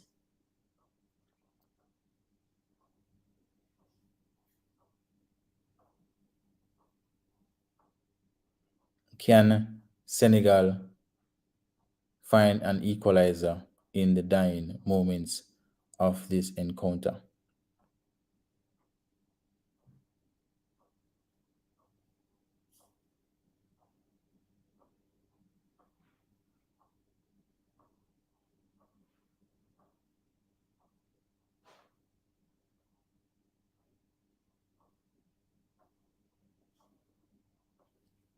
Senegal with another shot on target. That's from Jacob.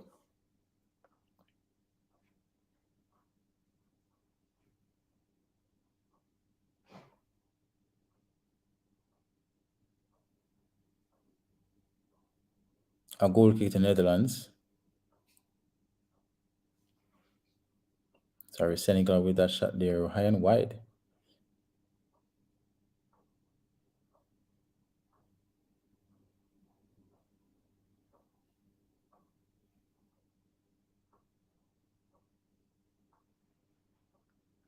.92 minutes played, 6 minutes to go, 1-0 to the Dutch. A header in the 84th minute from Gakpo. That may be enough to earn them their first 3 points in this FIFA World Cup.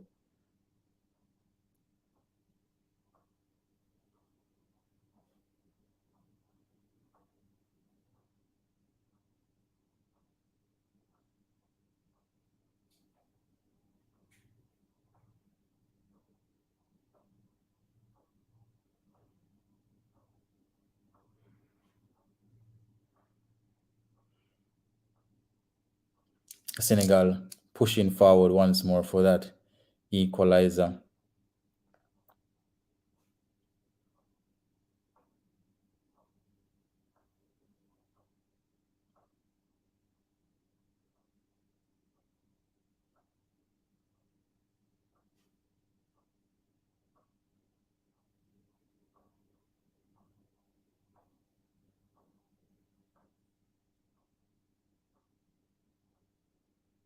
Another shot from Sar off target again.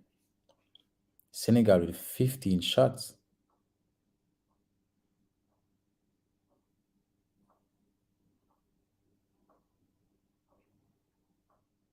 It's a header high and wide.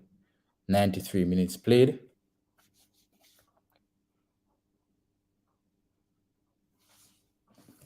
5 minutes to go on Netherlands. They're marching on to their first victory. And it's that man Gakpo that scored the ultimate goal.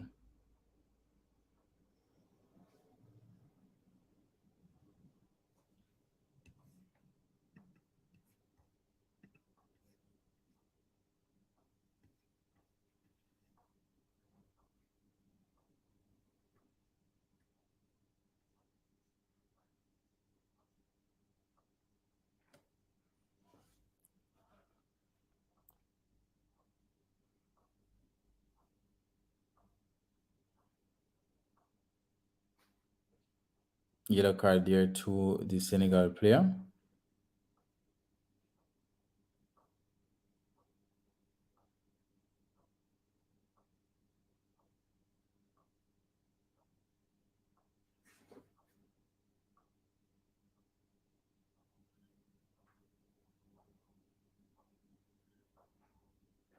Netherlands looking for a second.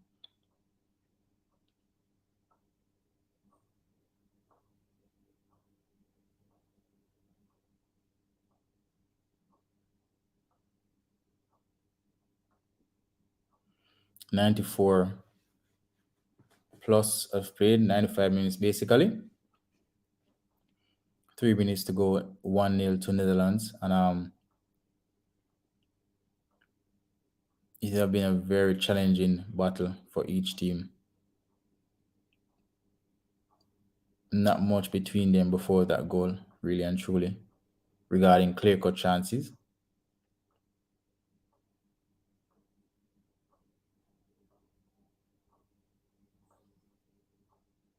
Another yellow card to a Senegal player. So they're losing it basically out there, more than likely frustration.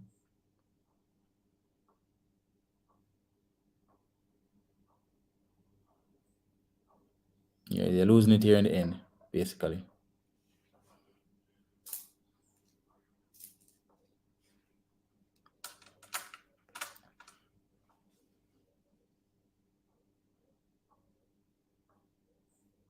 And it's leading with an elbow going into the tackle that, resulted in a yellow card.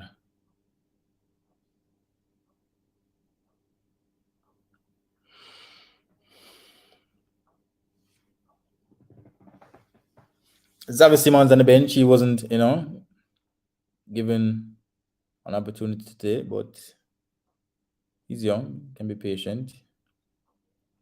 Maybe another game. Netherlands here on the front foot.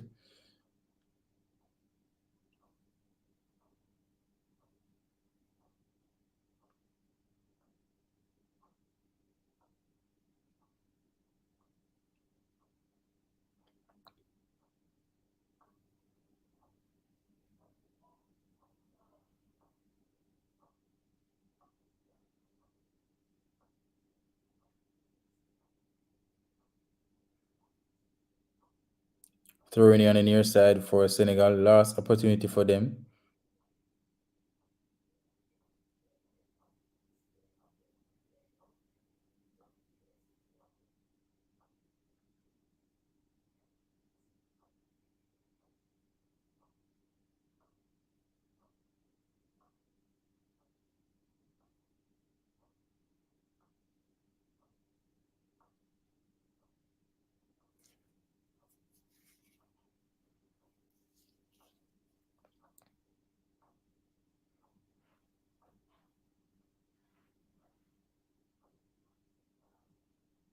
Seconds remaining in this game.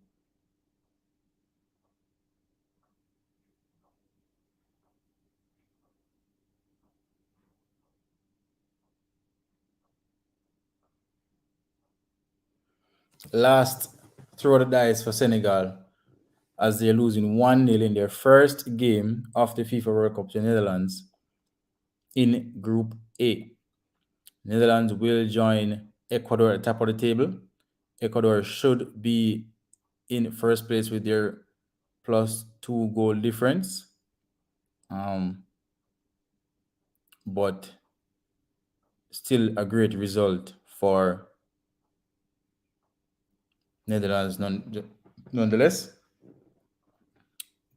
3 points from your first game is always what you would love to see. And Netherlands have scored once more to make it 2-0. And that is it. Klaassen have scored, and that's 2 for Netherlands, 0 for Senegal.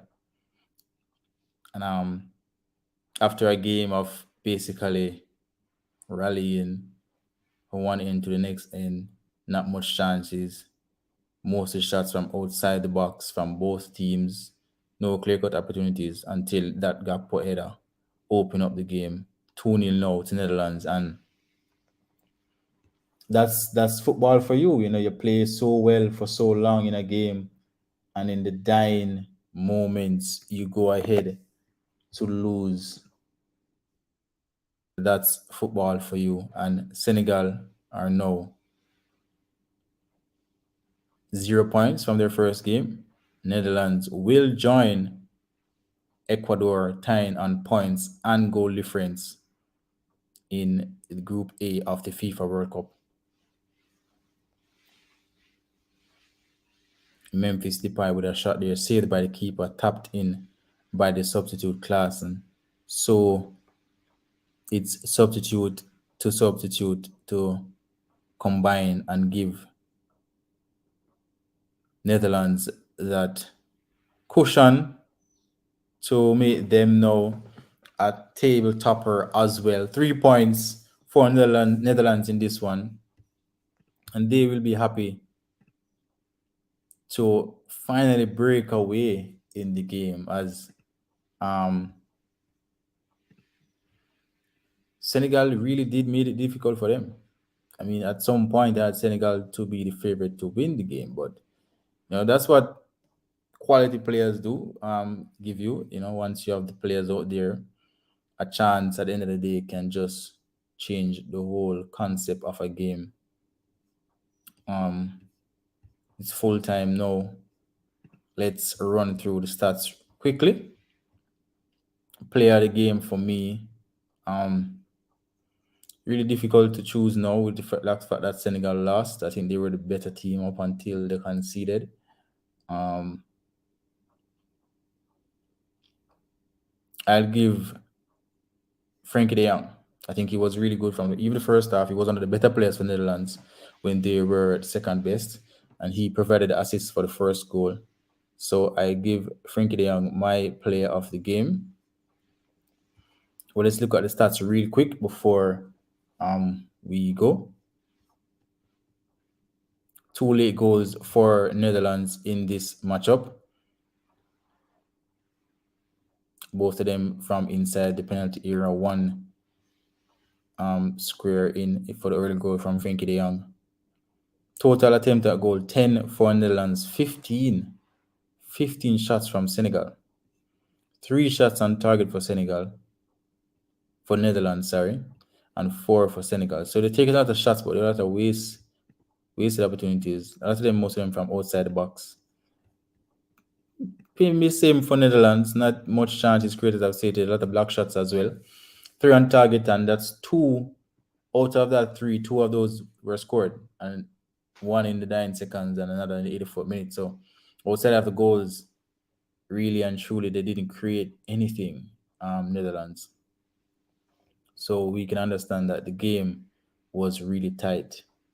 Final third entries, like for like 12-11, left inside channel 4-2. Right central is the same, so right inside channel. Dumfries for Netherlands, he was really good. This shows why. So yeah, 2-0 to Netherlands, another giant. Not say giant in the World Cup, but another great team, consistent team, playing the football, but just unable to take it over the line. Not one of my favorites though, but they can quietly creep up on you, the Netherlands team. So that's the group now for you. First games completed for this group. Netherlands 2-0 over Senegal. And yesterday we saw Ecuador cruising to victory 2-0 over Qatar. So that's the group at the moment. England won 6-2 today. There are 3 points. The other game in that group will be played next today. That's the next 56 minutes. Iran, they lost to England and they're at the bottom of the table there. Tomorrow we'll see Group C with Argentina going up against Saudi Arabia and Mexico going up against Poland. You'll also see Australia. Let's confirm.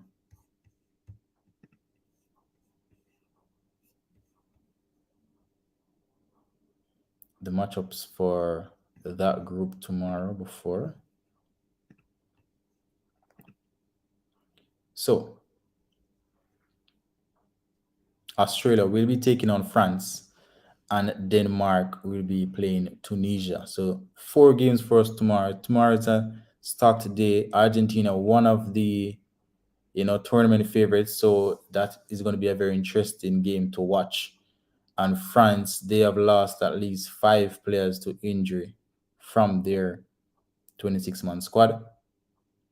Well, what would have been their 26-man squad, a couple of them were injured since they made the squad. But yeah, 2 big teams playing tomorrow. Denmark is a team that did perform well in the last 2 tournaments, and people will be looking out for them. They are a very quality team, or quality players, Denmark. So they are a good team to watch. So tomorrow is supposed to have some very good football to watch tomorrow. Mexico, Poland, and that can be an open game as well. Either team can win that game. So exciting day ahead of us tomorrow. But so far today we have Netherlands 2-0 over Senegal. They left it late after a very tight physical encounter. They scored in the 84th and 97th minute to make it 2-0. And yesterday we have Ecuador, Qatar. Ecuador won 2-0. So both those teams, Ecuador and Netherlands, 3 points. And earlier in the morning we had England 6, Iran 4. England were ruthless, clinical and finishing, and they are now 3 points. The other game for that group will commence in the next 54 minutes. Wales versus the United States. So thank you guys for tuning in. I'll see you guys tomorrow for the France game. I won't be here for the Argentina game. That's really early, but I will be here for the France game. So thank you guys for passing through. Please like the video before you go. And if you're watching on the playback, please like as well and subscribe if you're new. Thank you once more. I'll see you guys in another stream.